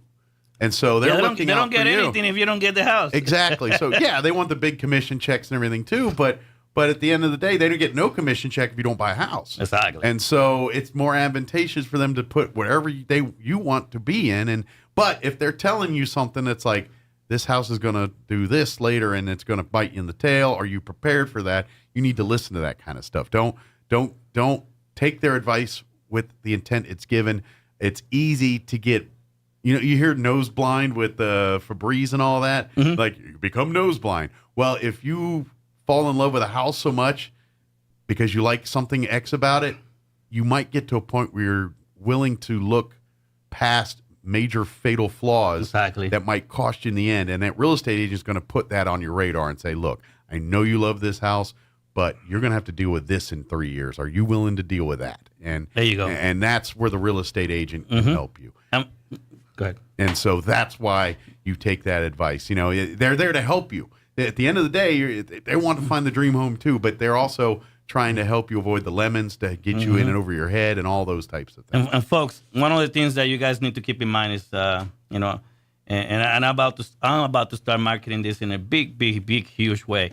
If you want to buy a house in a specific area, right, and you cannot find the right house, but there's a handful of houses, and they may not be on the shape that it needs to be, guess what? They're remodeling loans. Yeah. As a purchase, guys. Yeah. That means you could go and find the house that you want, and maybe you find a really good price, okay?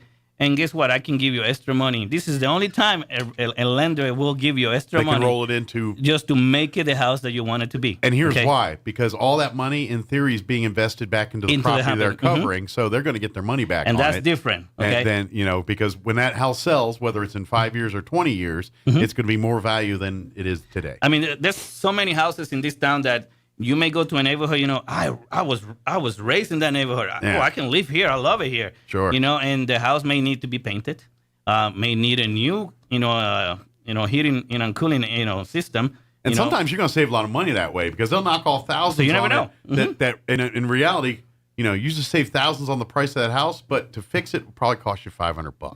You know what I mean? There's a lot of that. He made it sound way too nice, but yeah. But there's a lot of that. There's a lot of that going on here. No, but the point is this, guys.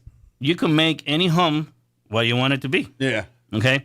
So I'm definitely going to be advocating into that real strongly, because it's coming. Yeah. All right. And you're going to start seeing more houses. And the other reason why a lot of houses are popping up is because the houses that are in the market way too damn expensive. Okay. Yeah. So folks, if you are ready to move on to a new this is what we've been talking about. You're in a different place now. Yeah. And you're ready to step it up to get you a better home. Yeah. And you don't know what you want to do with yours that you have right now. Guess what? You could rent it or you could sell it. And guess what? Sell it, buy you a better home. Okay. This is what's going to start happening because the demand is still there. Okay. Yep. But the market has changed. It's switching. Okay. But there's still homes, and they're going to keep popping up, and you're going to see more. And you're going to start seeing that. Yep. You know what? We were in the middle area that nothing was popping up. Everything is 250, 300, and the poor folks is like, but I can afford that. Right. Guess what? People pay attention. People are going to start putting their houses in the market because they hey, everybody's been selling the houses for top money. Guess what? The market has not, dumped into the other side yet. Yeah. Okay. But it's going that way. So if you have a home that it's time for you to move on and get you that dream home for real, maybe that's the fact that you can do and make it happen that way and get you that extra money to get you that bigger home that you wanted to have for you and your family. Yeah. Or now you have 3 or 4 members in the family when you had 2 before. Now you can step it up to the bigger home and sell your old house. It gives you options to go wherever your family wants to go. But it's coming, guys, and the Fed's going to be switching rates again on November 2nd. That's the new day now. Yeah. Okay. So it's election year. That's what's going on. We're about out of time here. But if you've been listening and you're like, you know what, I'd like to have a conversation here. I think it is time for us. Or maybe let's see what Elliot can do for our family. Maybe we're ready now. He can go through your numbers and look and tell you where you're sitting. But reach out to Elliot Rodriguez with Loan Depot. You can call him directly on his cell at 719-237-4680, and that's probably the best way to leave a voicemail. But he is got. You can also email him. Elliot Rodriguez at loandepot.com.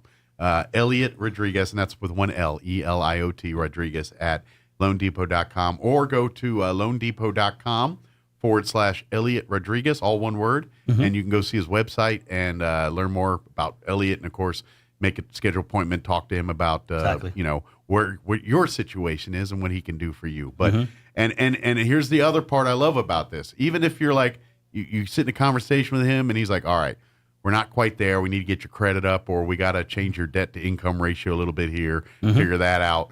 But if you listen to me and do this, and this for the next 6 months, guess what? You come back to me, you're going to be in a spot where we can put you in a house. And that's what Elliot also does. If you aren't there and you want, I mean, if you're like, well, thanks, and walk away, he's not going to. But he'll be happy to tell you, all right, if you do this, and this, we can get you in a house here. And that's where Elliot really can shine. And that's 100% what I do every day. Yeah. I mean, I'm here to take care of everybody I can help. Absolutely. This is what I do.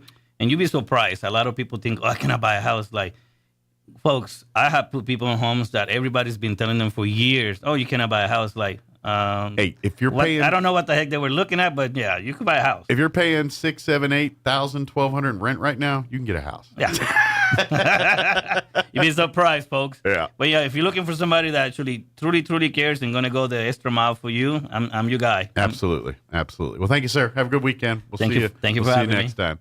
9:58. Quick break before we go. Don't go away. The Artesia Arts Council welcomes you back to Art in the Park, happening Friday and Saturday, October 14th and 15th at JC Park in Artesia. Come and find unique, one-of-a-kind handmade arts, decor, collectibles, and so much more. All made by artisans and crafters from all over the region. Jewelry, paintings, carved skulls, custom items, and more. Plus, don't miss the Artesia High School Band's annual Cakewalk event and performances from the New Mexico School of the Arts Jazz Band. Come hungry because plenty of food trucks will be on hand too. Art in the Park 22, Friday the 14th from 2 to 8 p.m. and Saturday the 15th from 8 a.m. to 6 p.m. at JC Park in Artesia. Paid for by Artesia Lodgers Tax. This is Mikey, General Manager at Roswell Nissan. Are you haunted by high payments or afraid you'll be stuck in your old car forever? This is your chance to escape. It's Halloween madness at Roswell Nissan. No tricks, just a lot of treats. Like rates as low as 2.25% for 36 months or 3.99% for 75 months. No payments for 90 days on approved credit. And if you do have creepy credit, Roswell Nissan has credit specialists on hand to help you get your deal done. Halloween madness all October long at Roswell Nissan. Good Raleigh, North Carolina, the suspect. Your home for Armed American Radio is 106.5 FM, KEND Roswell. A police officer was among those killed. He spoke to WTVD. For the Raleigh Police Department, every Raleigh police officer is a brother or a sister. So when we lose one of our own, it is a tragic, heartbreaking day for all of us. The suspect, a white juvenile male, was taken into custody around 9:37 p.m. local time Thursday, hours after the shooting. His identity and age not released. Their household budgets battered by 40-year high inflation. Americans held the line on spending last month. Retail sales were flat in September from the month before. Sales at auto dealers fell 0.4%.